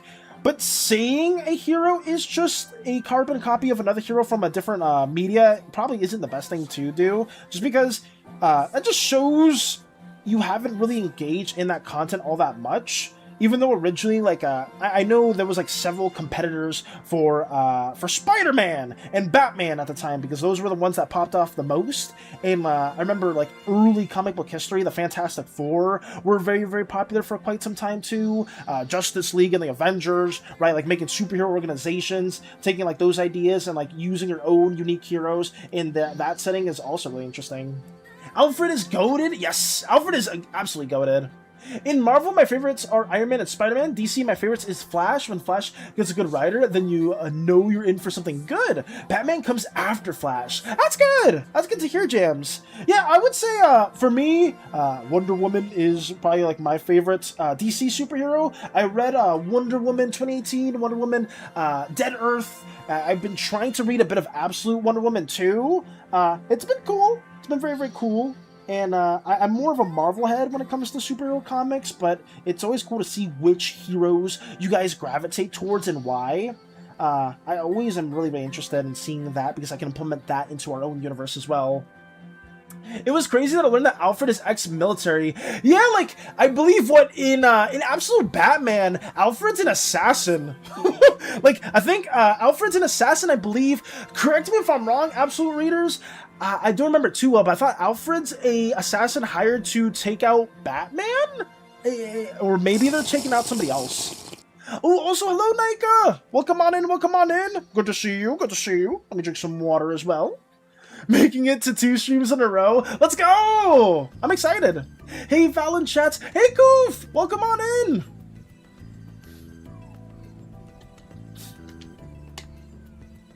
There we go. From what I remember, he was about to quit his job. Then what happened to Bruce? He decided to stick around. Got you. My favorite is Spider-Man. Because he's cool type shit. Nice. Yeah, Spider-Man's dope. Yeah, can't go wrong with Spider-Man. I just feel like those characters are always more interesting. At least city level heroes. And whenever they have like more like non-city level threats, they can still get through different conflicts. Check YouTube, thank you, Doge. Did check it as well. I was a little late to Koof's message, but we did check it, and we are now here trying our best to just work a little bit more on these little sketches too. This little concept that we have for our thumbnail. I need to get this drawn out. Sorry, I've been kind of all over the place when it comes to writing and different tendencies, guys. You all bring up really good talking points, and I very much appreciate each and every one of you for just stopping by always and letting us know different, I guess, interests you may have as well. Don't blame me for this, but I prefer Tony over Bruce anytime, because Tony adapts to any sort of problem thrown his way, but with Bruce, I don't know, feels like just a rich guy with martial prowess and plenty of knowledge already built in. I don't know, can't really relate to the man, but isn't Tony also extremely rich as well, Jiblu? I guess in the martial prowess he learns when he stays with Ra's al Ghul, I believe. Like he wasn't always a martial artist. Like he wasn't taught with that. He learns that over time when he's a lot older. Like I would say Tony Stark has like at least the rich capability, and then like the martial arts is something he like adapts to over time. Ra's al Ghul, I probably said that name terribly. So sad because work starts tomorrow. I'm sorry to hear that, Nika. Hopefully, it's not too stressful to you on your day back, but I can probably already tell, like, because school is paying with some students and whatnot. I hope that at the very least for, like, the first days of school that you're dealing with, the students won't be too rambunctious, so you won't need to deal with, like, overly obnoxious kids, but we'll see. I'm hopeful, very hopeful. I've never really been that into DC. Like, I read some of the big names, but that's about it. Though I'm really big into Marvel, minus the X-Men. Oh, you're not big into X-Men, King? No! I would say X-Men are probably, like, my favorite group when it comes to Marvel. But that's okay. Yeah, everybody has their own fixations and fascinations with different characters. I get it. But, yeah. I hope that when it comes to more Marvel or DC or just superhero stuff alike, if you guys ever want to share your favorite heroes and why you like them, throw them our way. Please! I need to learn more of said lore and to get more of those fascinations going. This should be good. Yeah. Trying to draw more. Oh, yeah? I also like the X-Men. Which mutant's your favorite, Mike? I am a big fan of Scott. I think Scott's pretty cool. And I've been more on a magic fixation now, ever since Marvel Tokon, Marvel Rivals, and I've been reading more of Magic works. I've been more of a fan of magic as opposed to it. Gambit's goated! Yeah, Gambit's a really freaking cool character too. I like DC more, but probably for me, villains feel more iconic than Marvel ones. That's fair, right? I guess there's a lot of DC villains you can probably gravitate towards that you may really like. I would say in terms of Marvel villains, maybe they haven't had like the best stick to it. Like maybe the heroes stick more to people in the Marvel works than the villains themselves.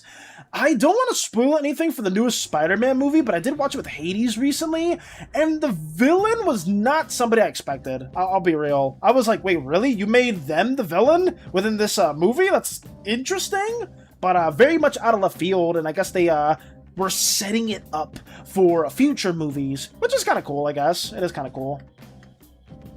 I don't know, can't really word it any better. It might just be my lack of knowledge of Batman, but I prefer Iron Man more. Not because of the robot armor, but because of his adaptability. I got you, Jeblo. I guess that's fair. I think maybe there are some things about Batman that you might see in the future if you ever do decide to read it and actually see how adaptable that Iron Man can be.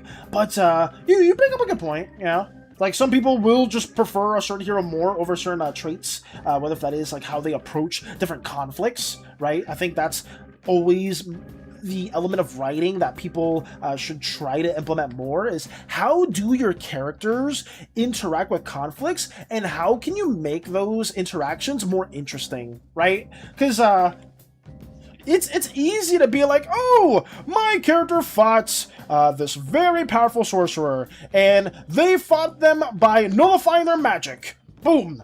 The end. Or, oh, my character fought a very powerful sorcerer, and they fought fire with fire, and they used their really OP magic to combat them.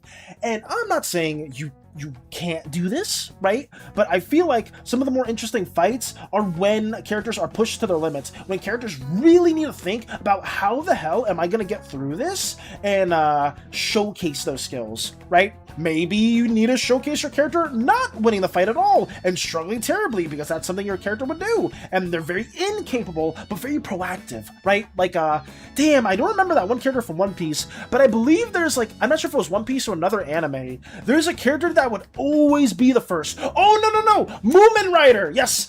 If you guys ever watch One Punch Man, Moomin Rider is a great example of this. Moomin Rider is a character that's extremely proactive. He's like a bicycler, like a cyclist that tries to get into like any conflict or like any situation as early as they can to kind of save people. But they're not really strong. They're not really capable. And some people are a fan of Moomin Rider, like at least within one arc where they're fighting the Deep Sea King.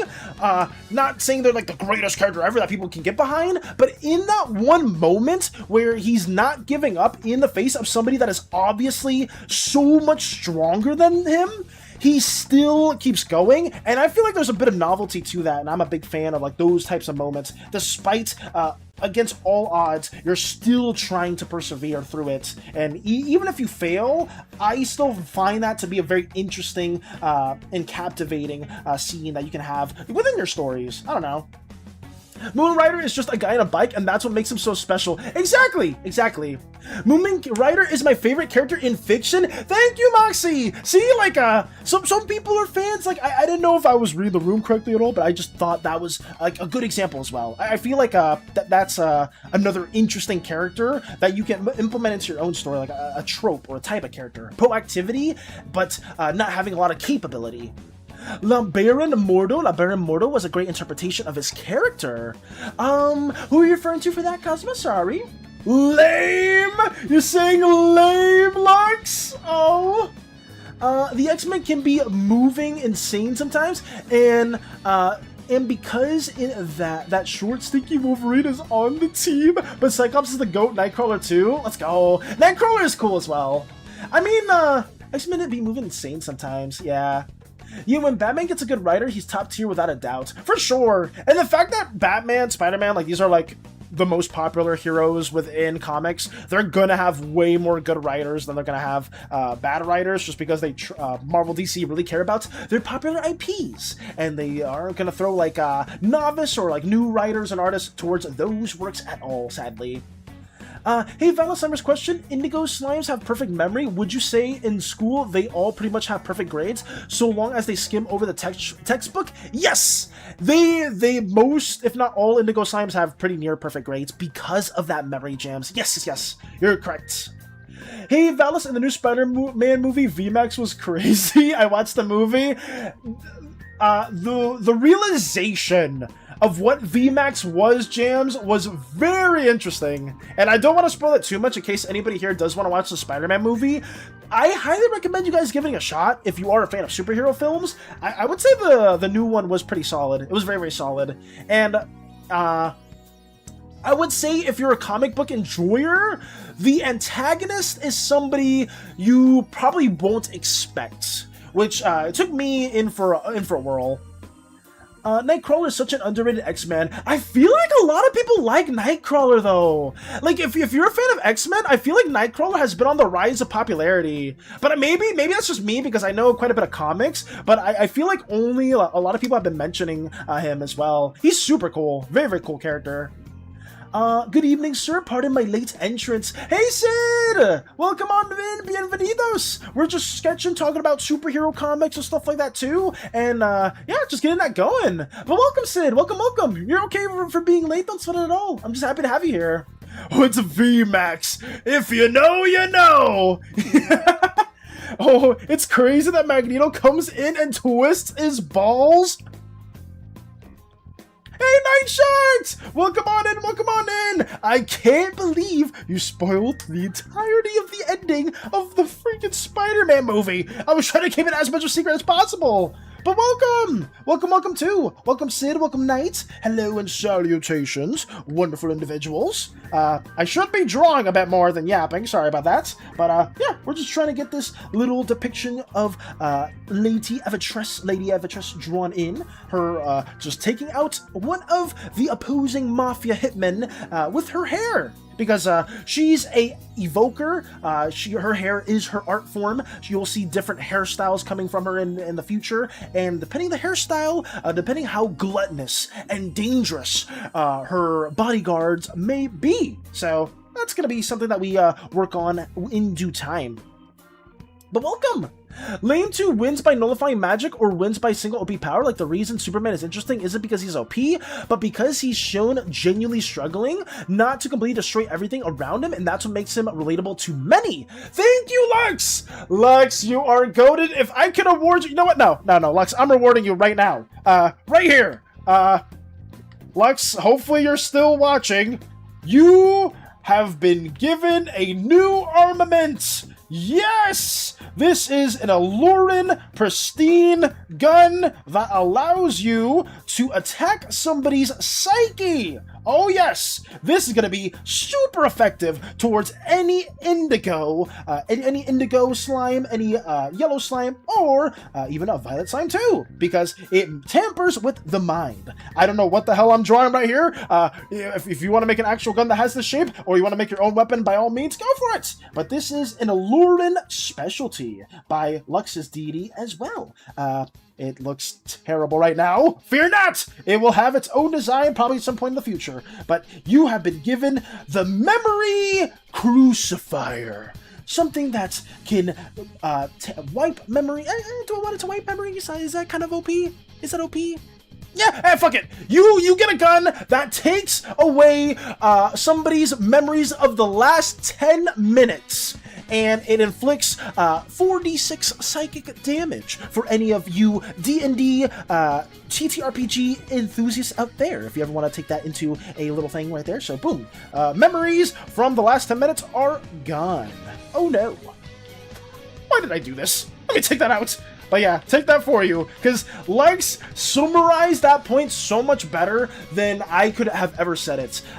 Like, nullifying magic, having OP powers, fight OP powers, like, can it be a cool spectacle? Sure, it can be. But do I want that to always be the case for one character? No! It's just uninteresting. If Big Fireball Larry is always using Big Fireball move, sure, it's cool for the first 2 or 3 times, but it's like, oh, here comes Big Fireball Larry. What's he gonna do in this conflict for the 10th time in a row? Oh wait, Big Fireball again! I've seen it like 10 times already, Larry! Learn a different move! And then Big Fireball Larry's just like, oh, fine, very well. Here's Bigger Fireball! And I'm just like, I don't get it. I don't get it at all. It grinds my gears for no good reason. That gun is OP! The Memory Crucifier, really, Valis? Works for the MIB now. Listen, okay, we'll nerf it, Okay, sorry, Lex. I gotta nerf this weapon real quick. Where is it? Shit, where'd it go? Damn it! Big Fireball Larry was the last thing I drew. The Memory Crucifier will only delete the last 10 seconds of a person's memory. So, you gotta be shooting as much as you can. Please and thank you. That would be very, very wise for an alluring assassin. I mean, I guess some alluring assassins only need one shot to take somebody out. You know, like that one song, "One Shot Is All It Takes." Falling in Love with Me. Something Christmas Tree, I think. I don't even remember if that was a song. Jesus Christ, Valis Rant! Hey, Hammer! Good morning, guys! Hello, Dinar! Welcome on in! Welcome on in, guys. We are totally not ranting about anything at all. We're just working on Lady Evitress, the glorious blue slime mafia boss that is in the works with Xander as well, and Mr. B, those mafia groups that some people may know a bit about. If you've seen our latest Purple Slimeverse 101 video, you will have seen a bit of a teaser for Xander. And when it comes to the next Slimeverse 101 video, thank you. Thank you for the lock-in. Thank you. I appreciate it. Anyways, can't help myself. There, I got smited. No. Thank you for the lock-in too. Thank you. We are just, yeah, that's basically what we're working on. I think I just recapped exactly everything that I said. We were ranting about OP characters and like how uninteresting some of them are and how interesting some of them can be. That's what we were talking about. If you have any OP like superheroes or OP like just characters in general, like from an anime usually, you can share them and like maybe explain why you're a big fan of their design, you know? I think that can maybe have a healthy discussion for some of those talking points that some people may be wanting to learn more about. Welcome back, Matcha! Welcome back, welcome back!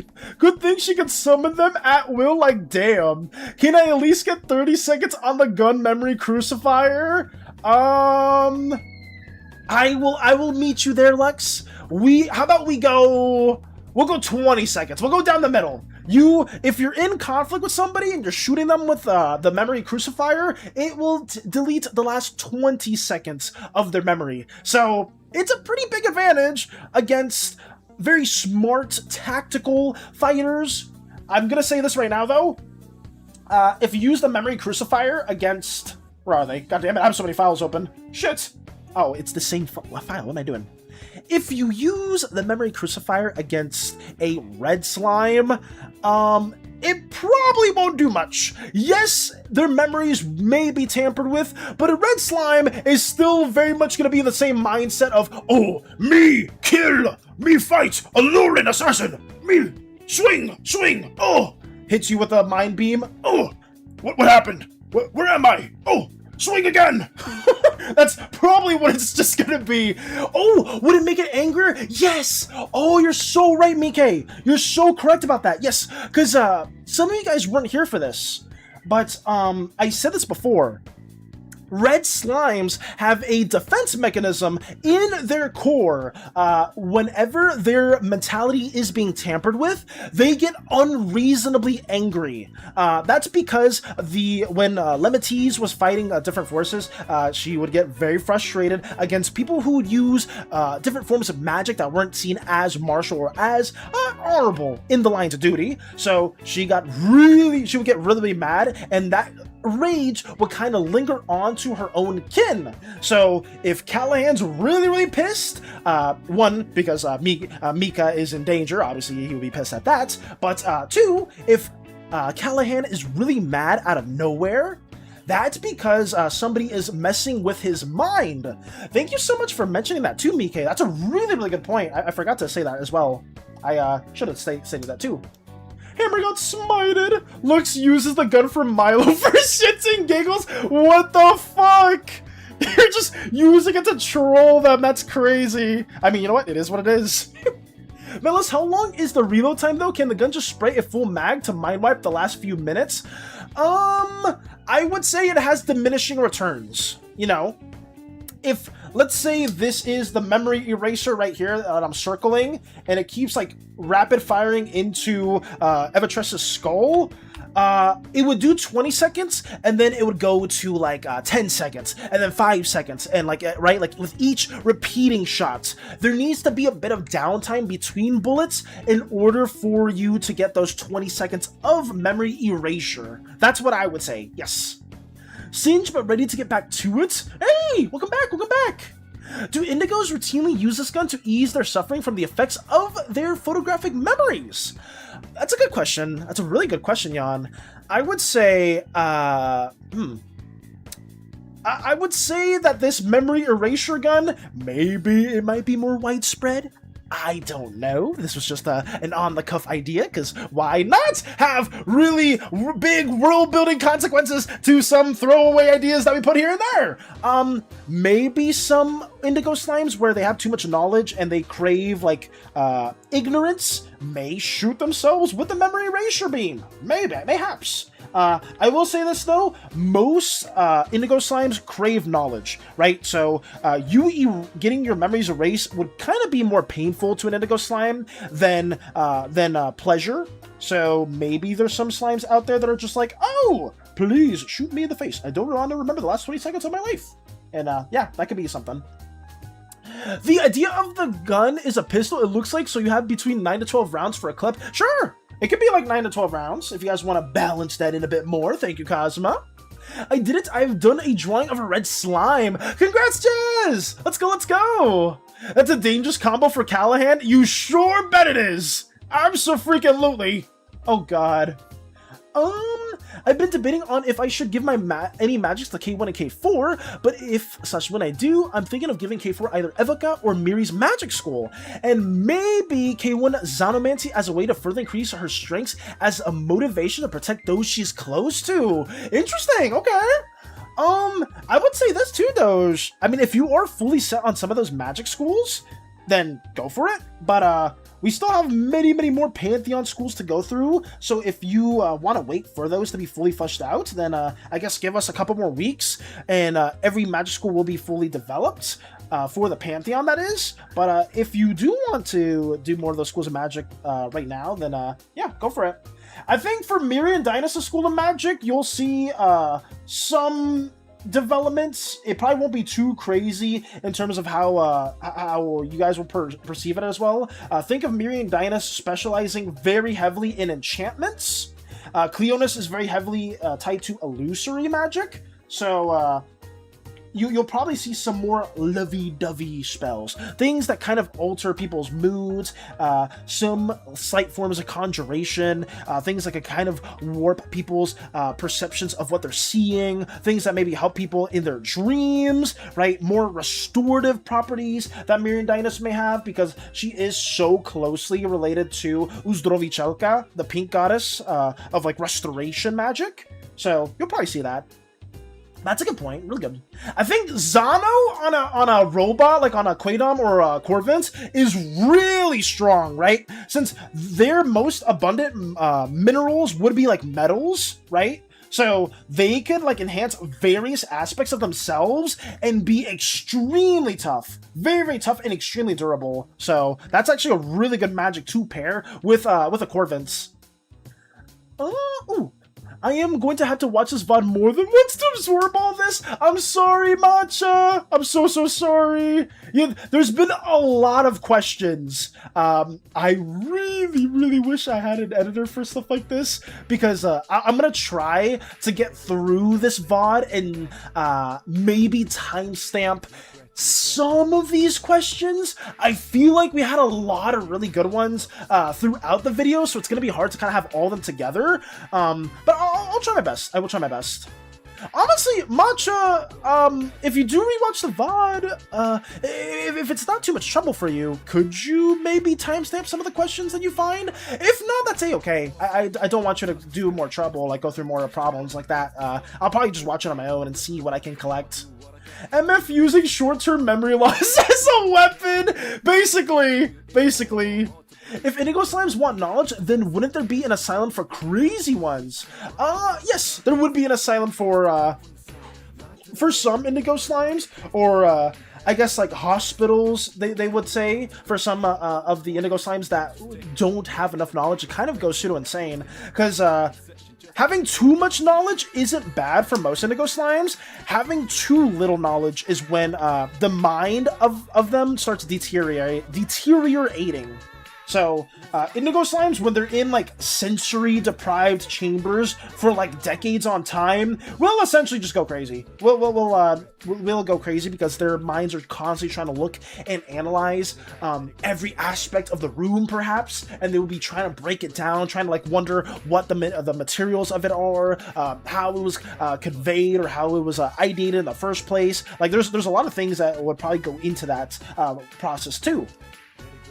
The Slimeverse has better balancing than most games out there. I fucking wish. You know, I need to do that, so for that king, maybe some people would need their boons and their magic, I guess, balanced out. So stay tuned for the Wild God patch.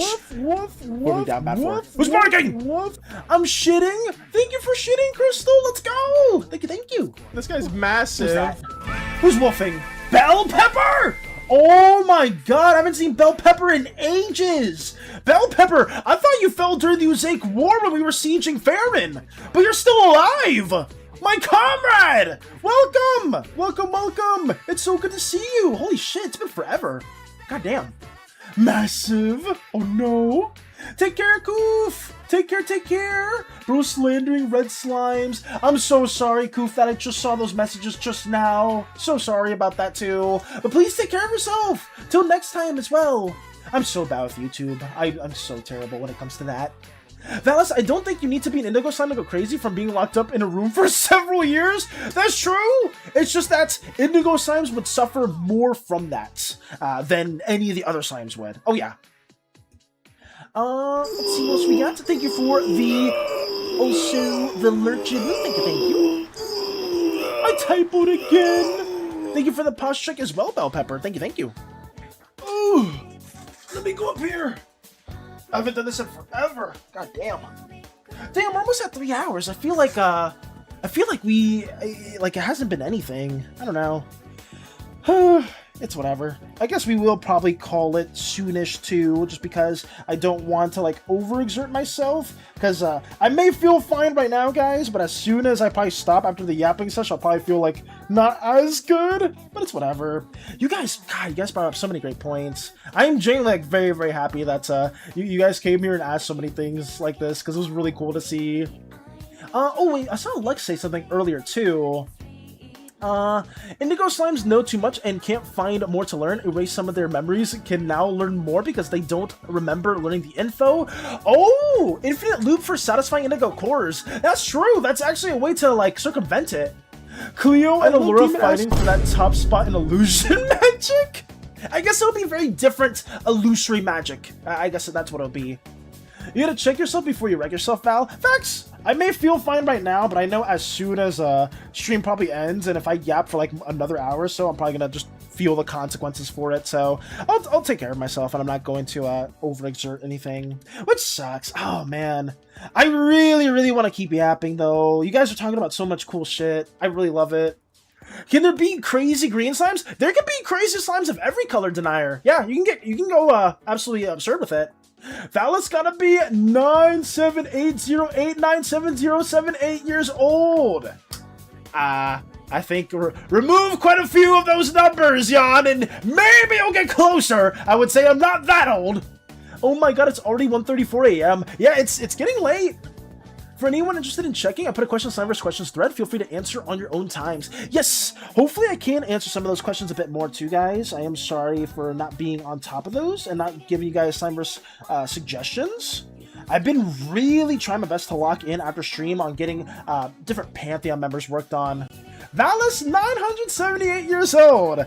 Go a little bit lower. A little bit lower, Lex. Thank you. That's all I'll say. Unk status! Massive. Unk status is factual. Massive indeed, Bell Pepper. Happy to see you. I've almost finished my animation for you. Nice! Let's go. Thank you for letting me know, Jester. That's awesome. Hey, Val, assuming that you can mind wipe an indigo slime, the extra information is stored in mini cores of sorts. If they got mind wiped, would the cores just disappear? Would their bodies change in any way? If they got mind wiped, the cores, pupils would probably disappear. They'd be like empty cores, like empty husks. So, let me see if I can draw somebody real quick. Right here. Here's, Tedderson the Third. He's a, indigo slime with a core and some tentacle limbs. There you go, Tedderson the Third. And he has like little eyes around the rest of his body over here. Boom. If Tedderson the Third were to get hit with the with Lux's memory erasure beam, like right boom in the eye, Tedderson the Third would not be happy about that. Tedderson the Third would be like, "Ow! What the fuck? Why would you do that?" Wait, what? I don't remember anything. And that pupil itself would essentially just disappear. It would be an empty eyeball floating within their head, and yeah, just sifting around. And that's all that would happen. Let me take that out right there, and I guess those memories would be gone. Okay, boom. Grand Unk. What is that? Grand Unk? What the fuck? Valis, 97 years old. Valis, 9 years old. Okay, we're going too deep. We're now just becoming a baby again at that point. Oh god. Something with the 500s. I wouldn't say 500s. I am very pristine. 301 years old. Very nice as well. And I don't look a day over 203. Honestly, it's the healthcare that some of you may see. And quite a bit of dye and spray paint may make me look a bit more lavish from time to time. Ooh, so the eyes become empty of sorts. Maybe people would recognize it. Perhaps it could be something indigo slimes are proud of or find disgusting and keep it a secret. Indigo slimes would find it very disgusting. Very, very disgusting. If they saw empty core balls in some indigo slime's body, they would be like, "Oh, in the Coreway took away your memory? They made you stupider, both in your memories and in your looks. Quite atrocious. Don't even talk to me. Don't talk to me when you read the entire encyclopedia of the 3 different languages in our solar system. Thank you very much. Oh, get out of here. Gross. I guess that would be a pseudo non-canon depiction of that. Why is everyone old right now? Age is inevitable for everyone, unfortunately. Or fortunately. I think if the Slimeverse does have memory guns, I think they would be hard to get. Have them be in one place important to not make memory bandits widespread. Oh yeah. There's some things you guys have been talking about, stuff like, nullifying bullets, memory erasure things, and stuff like that. All these things are very exotic, guys. These are not widespread, things that you would see in Uzeus or in SPS specifically, so don't expect these weapons to be available towards everybody. If everybody right now is like, please, Valis, can I please have a memory erasure beam? I beg of thee, bless me, kind sir, with the memory erasure capabilities. I'm just gonna say that's only for Lux's character, Lux's assassin, because they brought up a really good point. Not saying that there won't be other memory erasure weapons, but I'm not just handing them out like candy! We're not doing that! We'll do that later on. We'll hand out candy during Halloween. Oh, gotta aim at the eyes! Oh shit. The memory erasure gun sounds like a magic enhanced item. It'd probably be something from Allura. It'd be like an Alluran weapon or artifact that has gotten into the hands of a special character within our universe. Please, Valis, I need this. My memory's kind of full. I'm living with some indigo slimes. I'm trying to help them out. Valis, I saw you erasing King's memory yesterday. Why the fuck is you laughing, dog? Hell That's yeah. disrespectful as shit. Wait, what do you mean? I thought the clause was like common. Oh no, no. Not at all. It's a boon, denier. Have that being known, boons are rare. So, magic nullification is something that would be prevalent in Judgement, because that's a part of the Coreway and how the Coreway works. But in the world of the living, that is not just... It's not an everyday occurrence where people can just nullify the magic capabilities of other people. Not at all. There are synthetic means of dampening boons, right? We've seen parts of that kind of explored more in Novo's research logs, but it's not going to be something where everybody can just like, oh wow, you're going to hit me with a big old fireball? Nope, not anymore. So we're going to change that, how that works. But there should always be counters to spells and other magical forces, and we're going to have that being a thing. There's just going to be different things. Novo dampening the boons. Yes. Valis, can we have guns that implant false memories as well? Just plant noise memories into slimes to make them suffer? Yeah, why not? I mean, if you want to have a trauma gun, you can do that too. Okay, locking in worked. I finally decided that sidearms I wanted to give to the character. Nice goof! And it's none that I draw before. Oh, I got you. Yeah, that sounds dope as hell. You're making some sidearms for your own OC. I'm excited to see that design point if you ever want to share that in the server. Or just DM it to me as well, because I know some people have certain illustrations that they want to share just to me, and I get that. Wait, you're gonna change how the nullification of the boon works? I'm gonna make nullification not as common, and only select factions and groups can really access it. Nullification or dampening may be more widespread technology. Novo developed something like that, so it makes a lot of sense. But it's not gonna be like full-on nullification of everybody's abilities. I think that in order to balance it, we'll probably change that up a bit more. Guy is not part of the Pantheon. That's just someone from the main cast on the ship that helps Valis. Yes. The awkward thing is that your example of fireballs cancels literally the example I brought up earlier, so it's profusely. Yeah, like, counterspell is a spell, and it's something that you'll see with abjuration schools of magic. but I don't want that to be common or widespread. I'm saying that it's not gonna happen at all. Like, I'm not saying that it's gonna be like canceled or erased. What I'm saying is, for the concept of nullification and nullification, right? Like all that, it's not gonna be a common occurrence within like every single character is gonna be able to do that as well. But there's going to be select groups and means to counter it, right? Like, the Indigo God being able to disassemble somebody's spell is still a rare act in its own right, because forging a pact with a deity is already, like, not a common thing that most people within a civilization would do. And that disassembly of magic would take a much higher form of knowledge within the Indigo deity's realm, or within the Indigo deity's domain, that you would have to spend quite a bit of time to even get to that level of nullification. Yes. Lux has no quarrels with any member of the Athesian. W. I might think of some effects.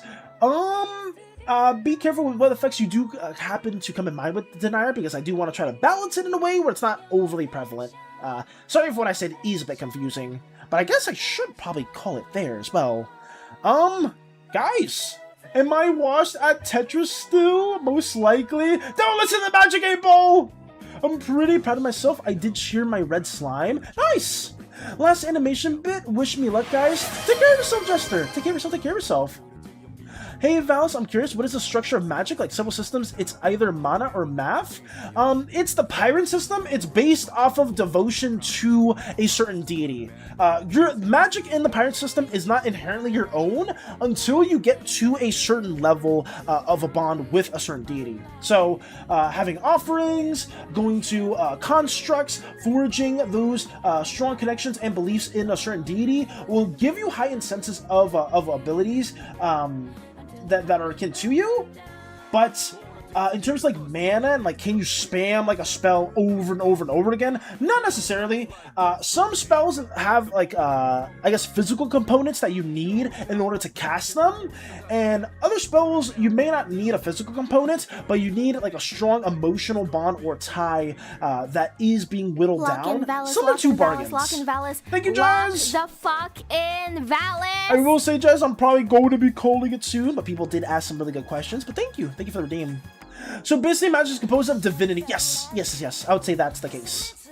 Not necessarily mana. It's mainly just asking, like, think of like a warlock or a cleric. You're like asking your god, or asking from the power of your god for different favors or different acts that are capable. Some of those acts require different means of activation. Like, you may have seen it through over here. Where can I show you an example? Vitation, you need a paradox in order for your spells to kind of work, or you need to be physically wearing some aspects of the surrounding that you're trying to blend into, that you're trying to transmutate yourself as a part of, right? A paradox is a very signature component or catalyst that Vitamancers will kind of warp around with to create their signature spell of maze, to get through different environments, or to summon other type of mutations that they can use. Allura lent me 9 rounds for this dense MFer? Jesus! I'm really quite interested in how nullification is, but is there any counters against this ability? Yes, I know this ability can't be used against the gods, but I'm not sure, so yes. Nullification, I'm gonna say this right now, Denier, it works against Pantheon magic. Let that be known. No, Pantheon magic can be nullified by the core way, but stuff like Wild God magic does not get affected by Judgment, because Wild Gods come from the core way itself too, or they exist within the core way, so that type of magic, even though it is a lot weaker, or not a lot weaker, but it is fairly weaker than Pantheon magic, Wild God magic can still thrive through that, because it's part of the same domain. There's other forms of magic like SANIs, cosmic forces, Snowman Valis that we'll probably talk about again in the future. Like, those are also other systems that exist outside of that. Judgment is mainly aimed towards Pantheon schools of magic, because Nephrodite holds a lot of disdain towards the Observer, and they hold a lot of disdain towards the Observer and his kin, quote-unquote kin, for him robbing Nephrodite of his her very residence. Valis, please canonize Eldritch Valis! I don't know if I really want... I don't think that's gonna happen. I am powerful except the wild gods? I wouldn't say you're powerful. I mean, your spikes, like, can nullify a bit of magic, and, like, you're not that strong in the sense of, like, in the beginning, you'll be able to fully nullify anybody's abilities as well. And you are still very susceptible to, like, a weapon, right? Like, Lux's character can very much still shoot a person that nullifies magic, and, like, you'll still suffer the consequences.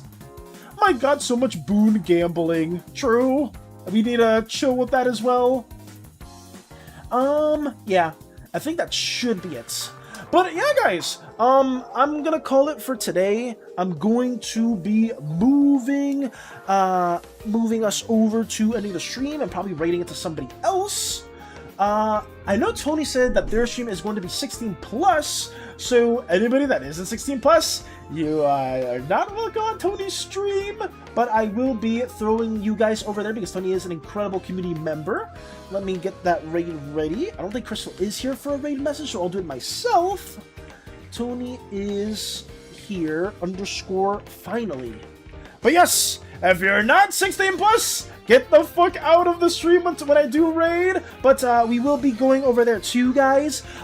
Tomorrow, we are going to be talking more about the magic schools and something that we do have planned in store for some of you guys, so please stay tuned for that. Genuinely, guys, thank you so much for anybody that did stop by in terms of like asking so many good questions. You guys today freaking killed it.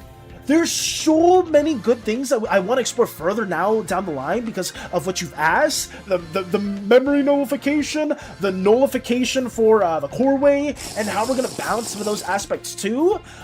If any good ideas like that come to mind, how you guys can preferably balance it, because as soon as I see somebody being like, oh yes, I'm very strong and I can't have any like consequences dealt to me, believe me, guys, you will have some consequences. There will be everything that seems really powerful will have a check, and that is my goal, because I don't want everybody to just be like, oh yes, I can just do this and like there's no consequences at all. We will have that being a thing.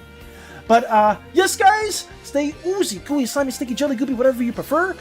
If you're 16 plus, show Tony some love and support her in the streams, and I will see you all tomorrow. Take care of you guys. Take care of you guys. Take care of yourselves. Farewell, farewell. Goodbye. I have a wavy emote this time. Yeah, but take care. Rating now.